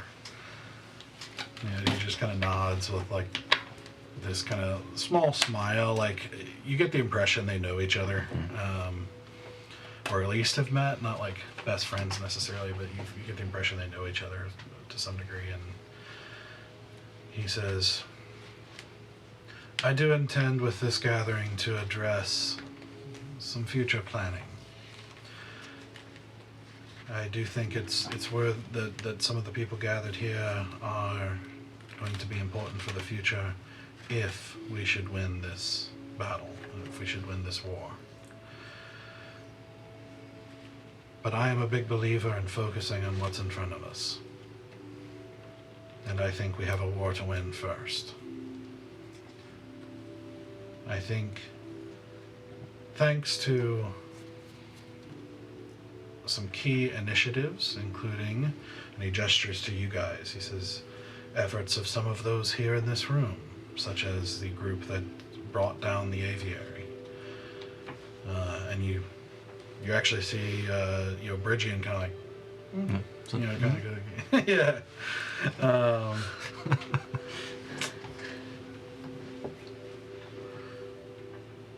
We have done much, and we've made progress in the last few months, but we have a long way to go, and we need something bigger. We need to talk about something very important, and something that will take some thought. But I also need to stress the importance to everyone in this room that what we're about to speak about stays within this room. And I'm sure most of you are smart enough to know why. We have captured Princess Visette. And you see a clear reaction. You see suddenly Bridgian like sits up and like leans forward, like her elbow on her knees, and she's like, "No kidding. Huh. Well, who gets to kill her?" He says, "Well, we are going to be discussing what happens with her. I've also asked this group, which I believe has earned the right to speak on this issue, to be part of this, so they are allowed to speak as well on what to do with this this delicate situation. I have some thoughts, but as my way, I would like to hear your thoughts. And as the people who brought them in, I'll give you a chance to speak first. And then we will hear from those in the circle. Would anyone wish to speak?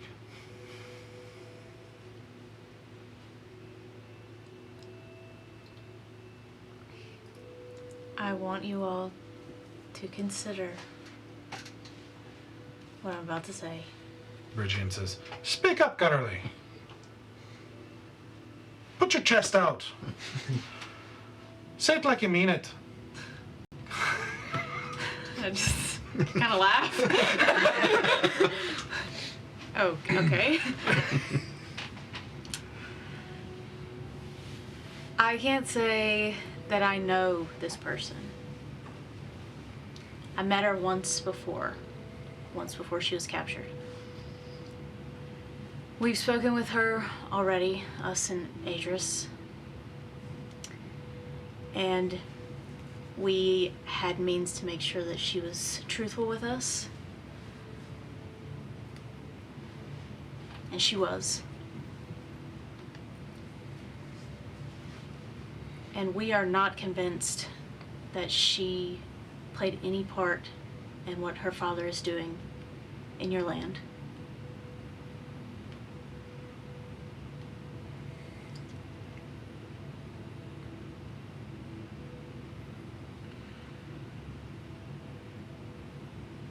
This country runs on propaganda. It is a war of knowledge, and it is a war of lies, under which actual bloodshed is being spilled on the daily. But from the surface, it is all positioning. She was part of the propaganda of this country, the face of tranquility and unity for those who came to visit, the perfect flower to be seen. She was ignorant to a lot of what seems to have been happening underneath the surface. And it seems she was also just as much the victim of the propaganda as the people are now. And she started to doubt. There was cracks, and she saw that there might not be the full truth from her family. I have not lived here under the fight of this regime, and I have not known the pain of this particular battle. But I do know what oppression feels like. And I do know how good it does feel to get retribution for that.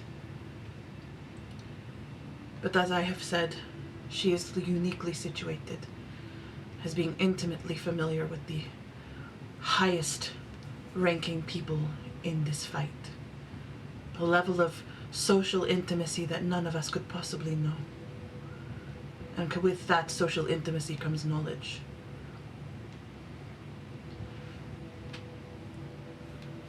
Well, the decision is for all of you to decide. I hope that that will be a consideration in the final decision making, as I'm sure it has already been considered.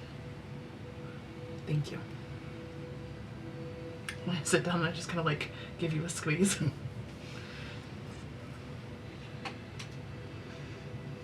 If you're not, I will. Thank you for hearing us out. Some of you know us, some of you don't. We just returned from El Raqqa, where we help reestablish the weaponry for this rebellion.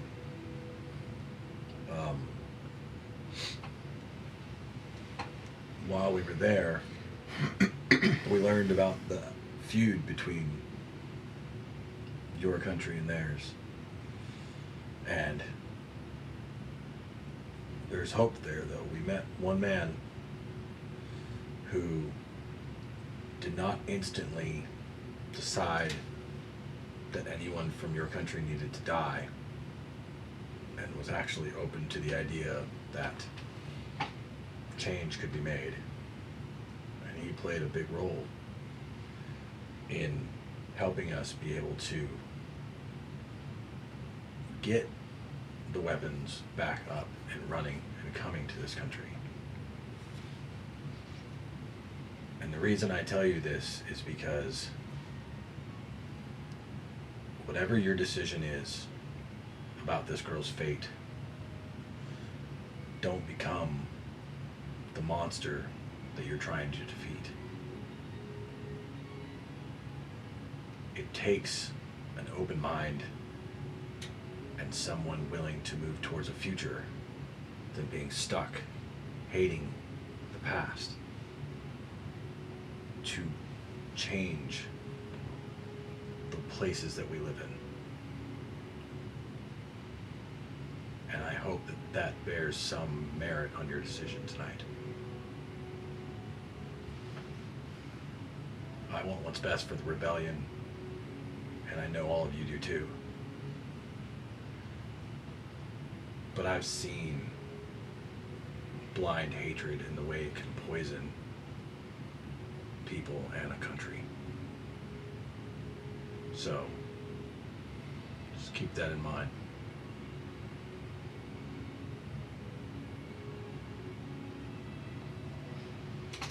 Stand up and give a little smirk. Say what he said. And then sit right back down. Pretty much exactly what I was going to say, by the way. Yeah. That's why I was like, if you're not going to do it, I'll do it. Thank you.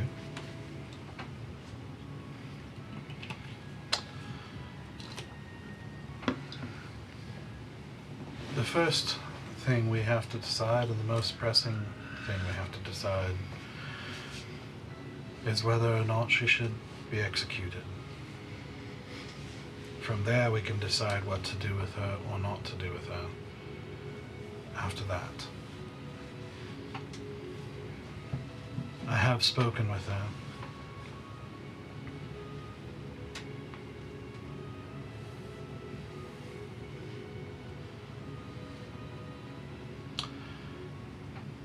It is a difficult thing because she was under magic of truth and she did seem sincere to my eyes. Yet,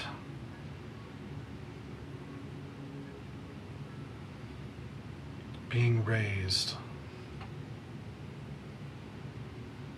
for 22 years in a way of thinking is hard to shake. And so even if she is sincere now, she may yet return wherever, or stay here, or wherever we would decide to send her, or what we decide to do with her. She may yet return to her old way of thinking. It is a hunch, but she strikes me as someone who is influenceable. And therefore, hard to rely on. So it is a difficult decision. I'll say no more for now. But I will hear what you all have to say as he nods to the circle. As they all kind of fall silent for a second, all very clearly trying to take this in and think about it. Bridgian stands up first. But my country's been one of the only ones that hasn't really given in. We've been fighting since the beginning. I don't know how many of my people have been lost or killed or taken and done worse than death from her and her family or whoever. I don't really care, but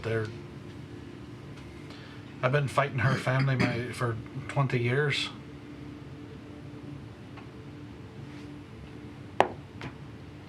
I say death. She sits back down.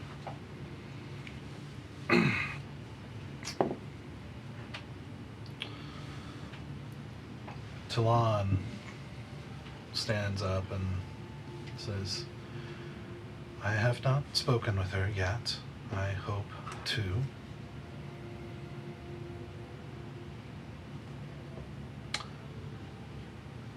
And I trust Adris's judgment. But I believe what Ildris would teach is that the soft can be made hard. And trial is often how that is done. She has been soft and protected her whole life, but I don't think it means she has to stay that way. I think she can become reliable. I think this is just the test she might need.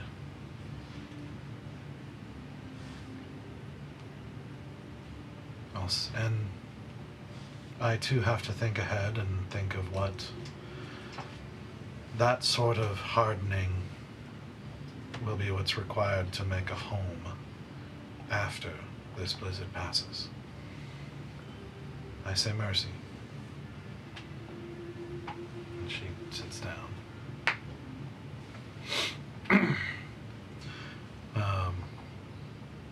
Caladris doesn't stand up, but she just kind of holds up a kind of shaky hand and says,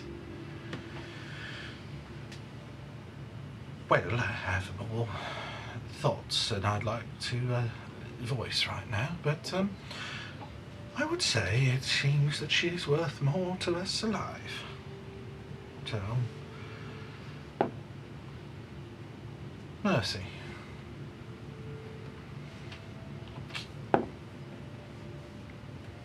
So then Alcon, in a smooth movement, stands up and says, So dramatic.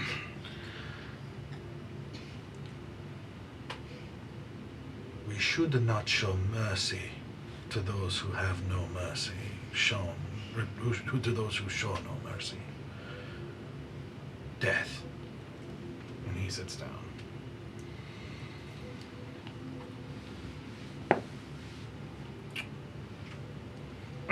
Lenora stands up. Actually, she doesn't yet. Drael stands up. Sorry, Drael says, it's too much talking. It's very simple. We're at war. She is enemy. We kill her.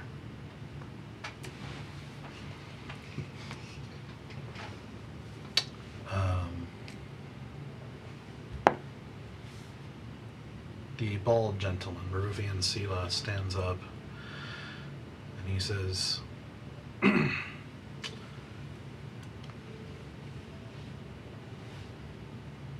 I too wish to think about the future, and such a person could be very useful in counseling us as we try to build something stable. And I am, as all Maplese tend to be proponents of peace if that is an option. But if not, and such is the will of the council, you also know Maple Bay is willing to do what it takes. But if it is up to me at this moment, I say mercy. He sits down.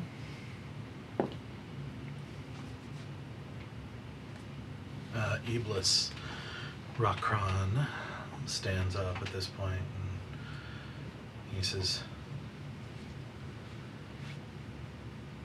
like my sister from the north, my people have not been allowed to live as they wish We have been denied our ways and our culture for too long. I am not even allowed to call myself Spear Prince anymore. Too long we have not been able to be Jari. It should end. I say death. And he sits back down. And Lenora, being the last to speak, stands up and she says,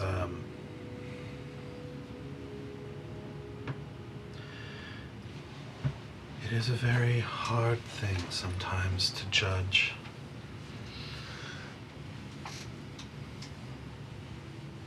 Life and death.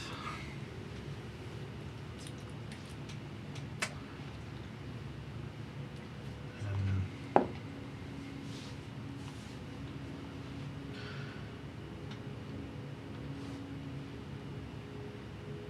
it is sometimes necessary to kill in order to save more lives. But I was also there to see when she learned the truth. I do not know if she can be called innocent. I'm sure more will be revealed. But I do not think she deserves to die just yet. And she sits down.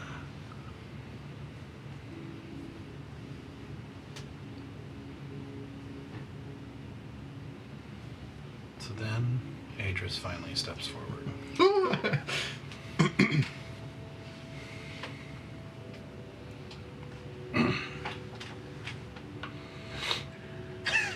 Sorry.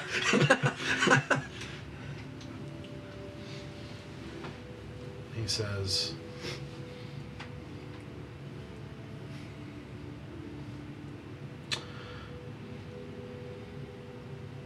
this has been a very long several years. It has been a very long and difficult battle that has only been perpetuated through bravery, the likes of which most of you will not even ever know. Through sacrifice, most of you will not feel the way it should be felt.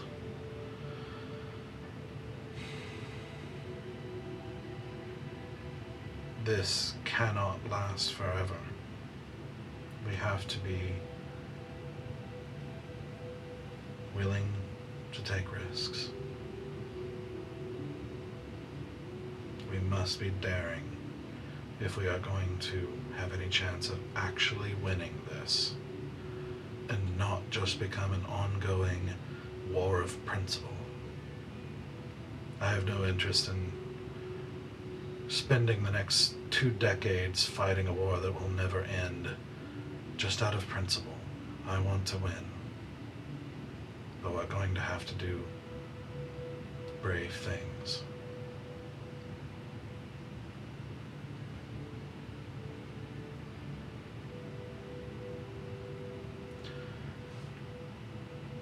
I think she's useful.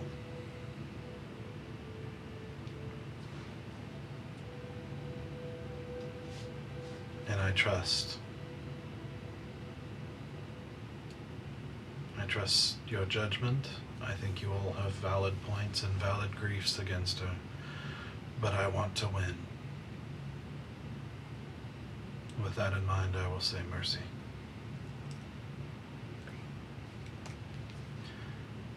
This has been a lot, and we still have a lot to discuss and a lot more to figure out as far as next steps. And I have some things in mind that I'll discuss with you all. But I know some of you have been traveling for a long time and only just arrived. So I think we should retire and come at this with a fresh mind in the morning. Thank you all. As people are starting to get up, I want to go towards Shade Dagger. Lady Shade Dagger. Hi. one of the pretty talkers. Thank you. I don't know how to bridge this conversation, so I shall just say it. I have had the great fortune of meeting Godrian Sheardagger. Oh, is that right? Yes. How's that? He works for me. Works for you? Yes. Where? In Eldwin. Eldwin. All the way across the world, so he made it out. He did. Well, all right then. That's good news. Well, Coot won't die. In the So- best way. Certainly not, but he spoke highly of you.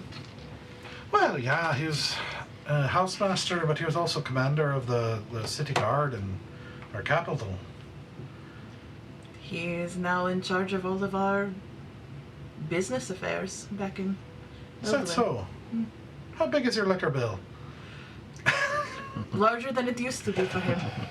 I imagine so. It's the kindest compensation we could give for all that he is doing. Well, that's good news indeed. Good news indeed. So, what brought you out here? It's a long, complicated story. And then we would join the rebellion, so... Rebels. Well, all right then. If you're the ones who brought down the aviary, glad to have you. Just wanted to say hello and speak well of him. Well, thank you for taking him in. Of course. I'll remember it. Thank you. All right then. And she just turns and walks off. And building allies! This is now a Telltale game. Bridging will remember this. Or Baldur's Gate 3. Bridging approves. Okay. I just had to. I had to. Yeah. I had to. Absolutely. You guys trickle out as it's dark at this point. And you guys going to bed?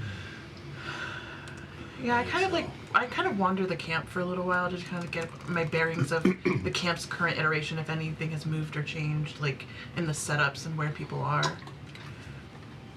Because I don't know if they have the still same arrangements as before. And I kind of No, only vaguely. Like it's not the same, but it's, you know, there's certain areas like the blacksmith and the mess area and, you know, training areas and things like that. and I kind of do the thing that like Resham and I did, where like I kind of watch people for a little bit and then keep walking, and just kind of like, I don't know, just get my bearings again of this community. Okay. Okay. Cool. So, you guys. If everyone leaves, I'd like to find Lenora. Okay. If she's left as well. Like, if we're all exiting. Yeah. Yeah, you can go find her at her tent. Another start, my dear. Quite a heavy night. Yeah. Heavy day. Looks like heavy months for you. I just want to thank you for deciding on saving that girl's life.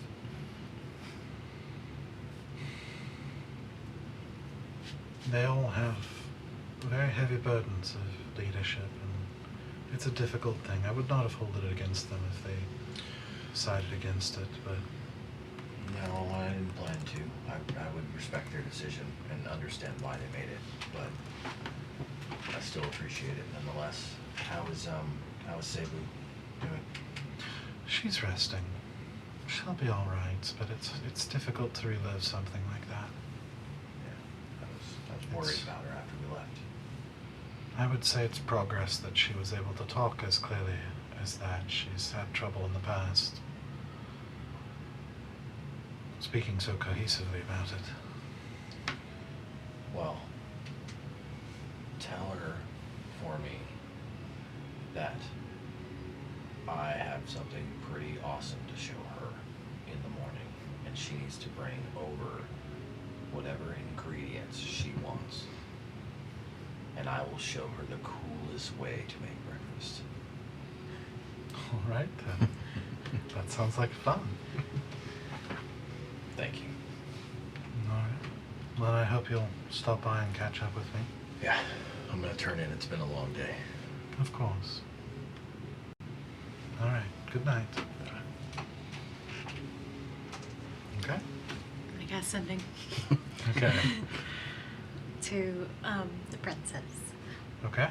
later that night. Oh shit. Yep, silently in my head. Ah, nice. Oh shit. Run! I'm sorry, I did everything I could. Oh.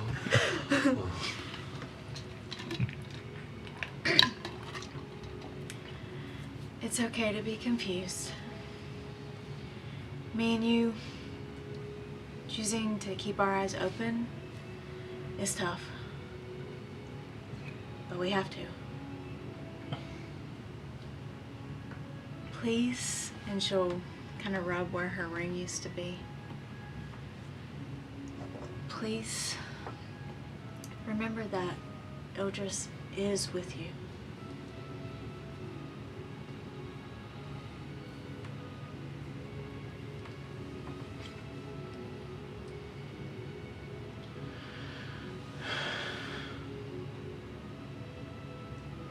It's just so much to take in. If it's true, everything is a lie that I know.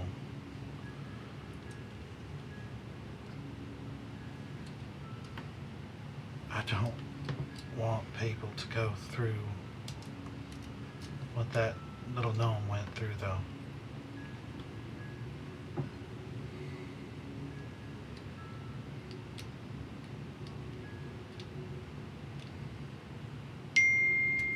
I'll keep that in mind. I'll keep what you said in mind.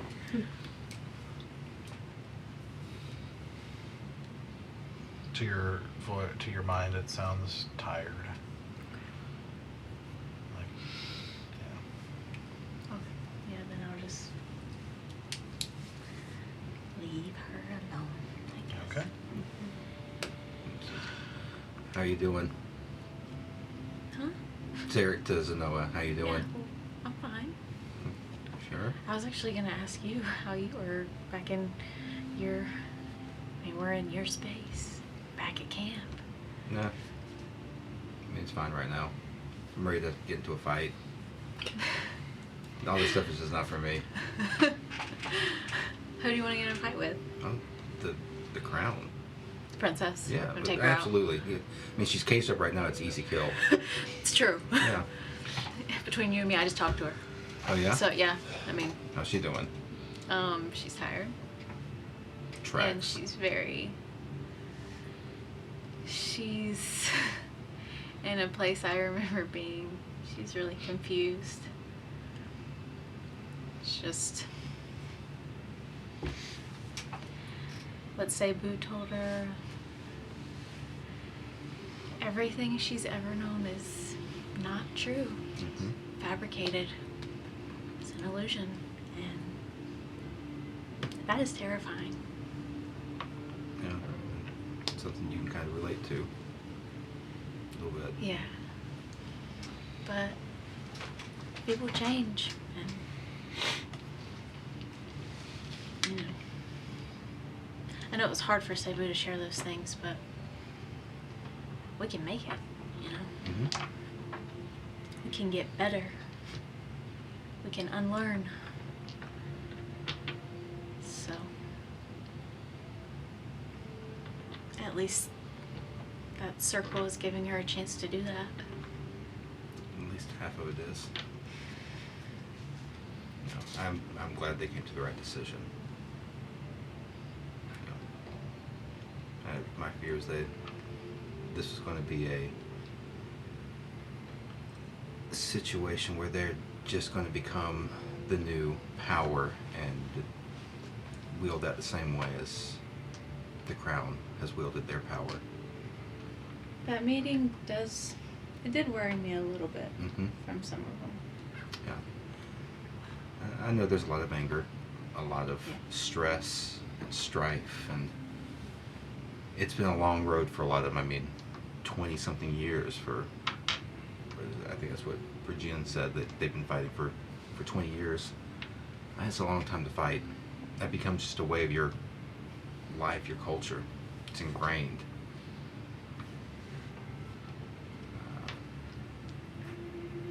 Yeah. You speaking from experience? I mean, I like a good fight. Your whole life? Yeah, I think so. Hard to say these days. Maybe there's a way to, I don't know, trigger a memory? I mean, I'm open to suggestions. I don't know how any of this works. I don't know that my magic is the route to go yet, at least. But, I don't know, maybe like a smell or a taste or, I don't know, do you like to play cards? I have a deck of cards that this guy named Kanan, who I used to travel with in the Helterlands, gave me and taught me how to play. Yeah, let's do it. Okay. I think I know how to play. We'll find out, won't we? Yeah. Sorry, I don't have any pastries. We depleted my stock, so... You don't have to say we. It's okay. I mean, I helped. But, yeah. Break them out. Let's do it. Okay. I'll break out a deck of cards this evening Mm-hmm. Okay. and teach him how to play a game. What game? No. Dinner on me. Egyptian rat screw. Oh, I played ERS. Love I'm actually- ERS is fun. I'm actually a problem at that game. You get destroyed repeatedly. But I know it. Yeah. I will. When I come in later, and y'all are still playing, I will show you one trick on how you can always win a game. And I What? take out one of the cards, and you just see me be like, and like it disappears, and like you're like, where is it? And then I pull it out and I give it to him. See, you do that and it was a sandwich. Now it's just a double. So I mean, it's. I was just like, that's the only card game I know. Just cheating. Probably like what? A rockin' rat screw or something. I never played cards. That was not my thing. I think I remember some of the stuff. Okay. Yeah. I don't think I've ever played this game. I This meant is to all new ask me. you. I know I just pulled you aside, but is there anyone here that was happy to see you, or I mean, I don't think anybody you anymore. remember? No, I mean, Spending Russian was the time? only one that, like, he was the one that kind of I was assigned to, I guess. Okay. But no, he's not here. I definitely don't have the same affinity as someone else does. So I'm getting ready for bed. I'm not in the show anymore. Okay, it's obvious. yeah. Okay. Yeah. That's she tries to cover See, up. you don't even need mind reading powers. I mean, look. I had to dig a little bit, and Oh. it was quite shocking. I'm not gonna lie. Oh yeah. Well, no, I'm just kidding. It was. It's exactly what I would think it would be. Is what you're saying. It's not shocking at all. It's exactly what I would think it would be. I mean, it's a Sura.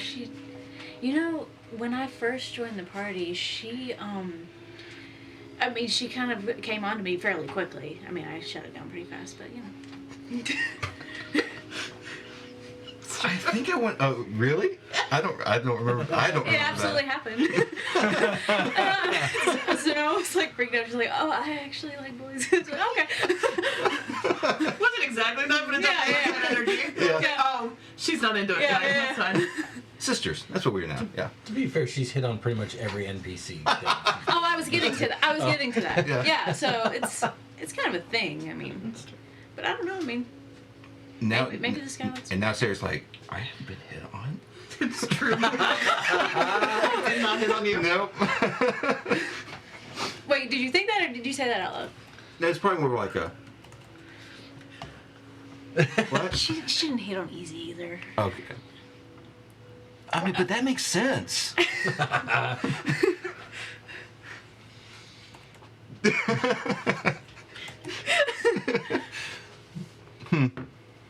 Okay. They're weird. Her her and Stoic, her and Ever. I don't know. It's- I'm not in tune to that kind of thing. Yeah, no.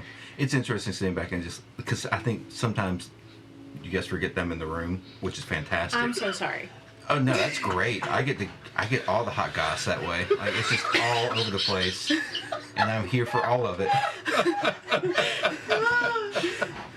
I mean, it is fun. I've never experienced the amount of drama that Yeah. comes from this group, Yep. so it's entertaining for sure.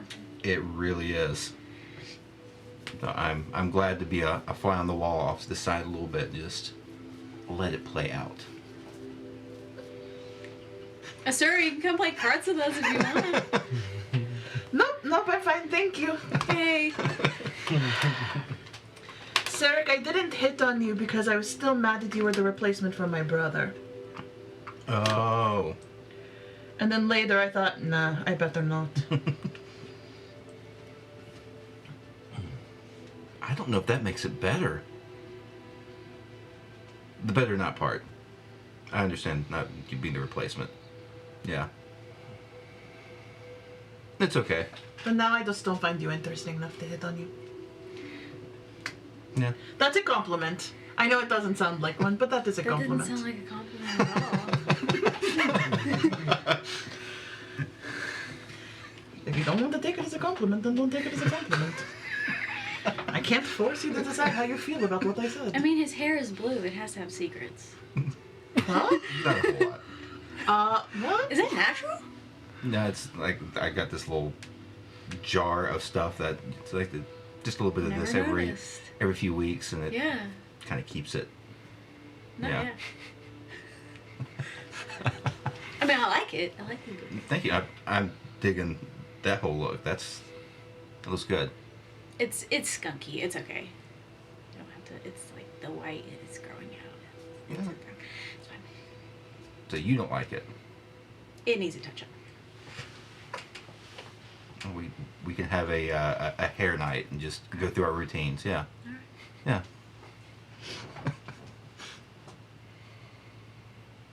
You can play. Just gonna unbraid my hair. Your hair always looks amazing. Yeah. That's because I don't brush it. Very utilitarian. Just like. Yeah. Braid. Yep. One braid. Stoics is amazing. That curl that he Do you and know how bounce. much oil he puts in that thing?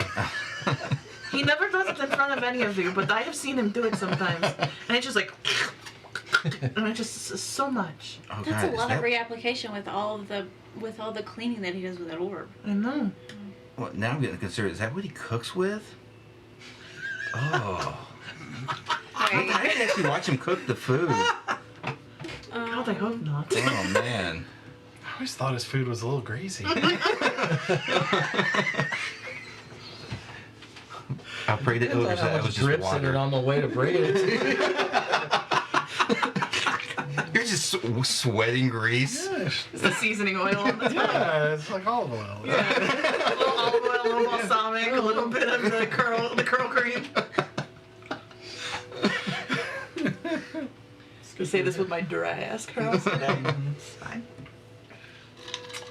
So you spend some time in conversation and playing cards and winding down before again falling asleep to the, through the entrance of the flap, the faint sounds of the camp again. Until morning comes, and if you need to, long rest. I get up early so that he can't sneak. Our big friend can't sneak up on us. Well, before you get up, Oh, you are woken up oh shit! by now announcing a visitor. Thank you. I'm glad I don't have to say I put that there. It's just Because It's always if it's we're always in the there. tent, it's there. Always there. It's part of the decor at this point. And so the one of the rebels kind of jumps aside or whatever, and he's like, "It's too early for this. You all need to come now." Fuck. Okay. Okay.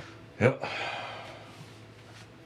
And he leads you back out, still a little annoyed at your Still face. dark?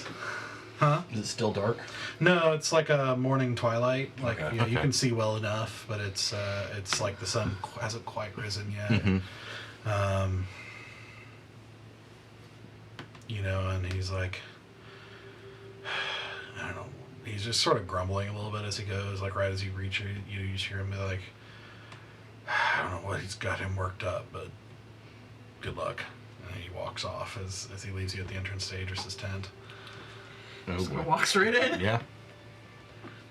So you walk in, and you can see him and Essa and a couple of others there. And you know, as soon as you guys walk in, you see him look at you, and he walks straight up to you, and he says, and you can hear the danger in his voice, and he says, "When I found out that you worked for the Dusk Maiden, or her dresser is Ilsa, whatever she's calling herself these days, I knew that she would keep an eye on things, and that's fine. But I need you to get in your little book, and I need you to get a message to her, that if she ever reveals the location of one of our camps, and sends anybody here without an invitation, ever again, they will not leave here alive. You tell her there is still somebody on this plane who doesn't fear her." Gladly. Like, I'm looking around. Who Wait, is here? who? Yeah. "You have guests," and he points to the back. Plural. He doesn't say anything. I He goes immediately back. walk to see who got invited. So you guys make your way back through the back entrance, and behind the tent you can see there's like kind of a rocky cove area, and it kind of leads back to a cave in the back. But in this kind of cove area, before it gets to the cave, your eyes are first drawn to a set of griffins. No. Of these large, you know, lion-bodied creatures with this eagle's heads and these big wings with harnesses. And you can see saddles that are not on them at the moment, set to the side. And you see kind of across that clearing, kind of a small group of individuals kind of circled up, talking. And one of them turns around and looks at you guys, and for Zenoa and Sarek, undoubtedly the most beautiful woman you've ever seen. As she looks at Stoic and says, "No way. Well, hello, my darlings. The vampire chick. This is Lady Enthris." Mm-hmm. Oh, It's interesting. Yep. And that's where we're going things tonight. She has griffins she flew in on? Right? She went from badass to more badass. Listen, I know that I like my mentor Resham. Can I also just once,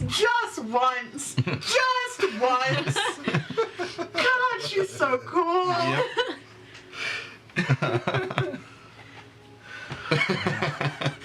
What the fuck? Yep, and I will, next week, you will see she looks a little different. So I'll have a demonstration for it. And what you remember. Well, I'm the not two of saying you. anything. I'm saving it for next week. Oh boy. That's exciting. The spicy gal. Mm-hmm. With some other people. So we will see. So we'll come back next week. Yep. Man, heavy session. Went some places. You know. This one should have a trigger warning. Right, yeah. Like there's a lot of like abuse and Yeah. like Yeah, that's probably fair. That's probably good. Pretty heavy stuff. This campaign should really. well yeah, That's but like, true. this one This is a pull punch. Yeah, this one in particular did not shy. Yeah, this one's rough. But very interesting how that turned out, how the council met. So were you faking your rolls, man, or did it actually go? I felt like he was rolling to see who goes next. I thought he was rolling to see what they decided. That's why I They thought don't so. have to tell us, but I'm just like, Well, in my mind, they had kind of preset DCs that are Gotcha. higher or lower, Uh-huh. that makes sense. depending on their disposition and that sort of thing. Yeah. You know, I'm not really typically a huge believer in fudging rolls, or it doesn't. No, I didn't think you did, but I didn't know if you had it preset in your mind. You know what I mean? It definitely felt very like. Because it went, it went 1, 2, Yeah. 1, 2, and I was like, oh, let's build up. No, the only reason I for Lenora, for example, went last is because Adris would be possibly more influenced by her. So it's more dramatic order. Got you. But It you was- guys also, based on what you said, augmented DCs DCs, for yep. people. All or some people, Mhm. depending on what you said. So It was very well done, Doug. Like, I never fail to enjoy watching you play like 9 people. I just, every time I'm I just know. like, Every time you're like, oh yeah, and then 30 people show up, and I'm like, good luck, Doug. I'm just like, I'm so impressed. Yeah, every time. I love every minute of it. Just so sit back thank here you. being a viewer. Yeah. Yeah, As he play acts a whole scene without that us. happened. Yeah. Yeah. I didn't mean for it to be like that. No. Like, I think it's great because you're always just like, oh, there's so many things to keep track of, and then I Doug's feel like, like it needs let me to happen introduce like a that. gaggle of people to deal with, and I'm like, you go, Doug. Yeah, it's just movement this big. There's a lot of people involved, and We're changing civilizations.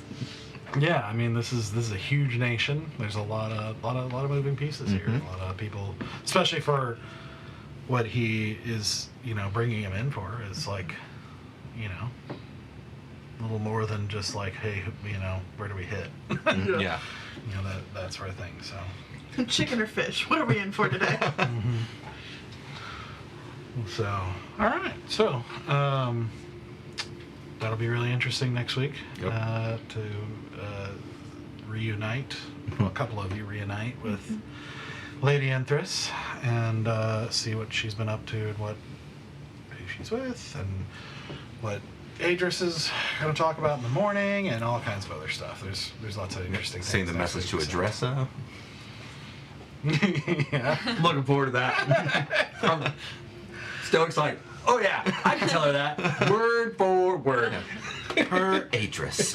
Yeah, this is the first person you've ever encountered who knows her or apparently knows her and is not intimidated. Similar is So it's very interesting. Uh-huh. So anyway, we've gone late, but I wanted to get to that stopping point. So we will come back next week and lots of cool stuff coming. So see you guys in a week. Bye. Right.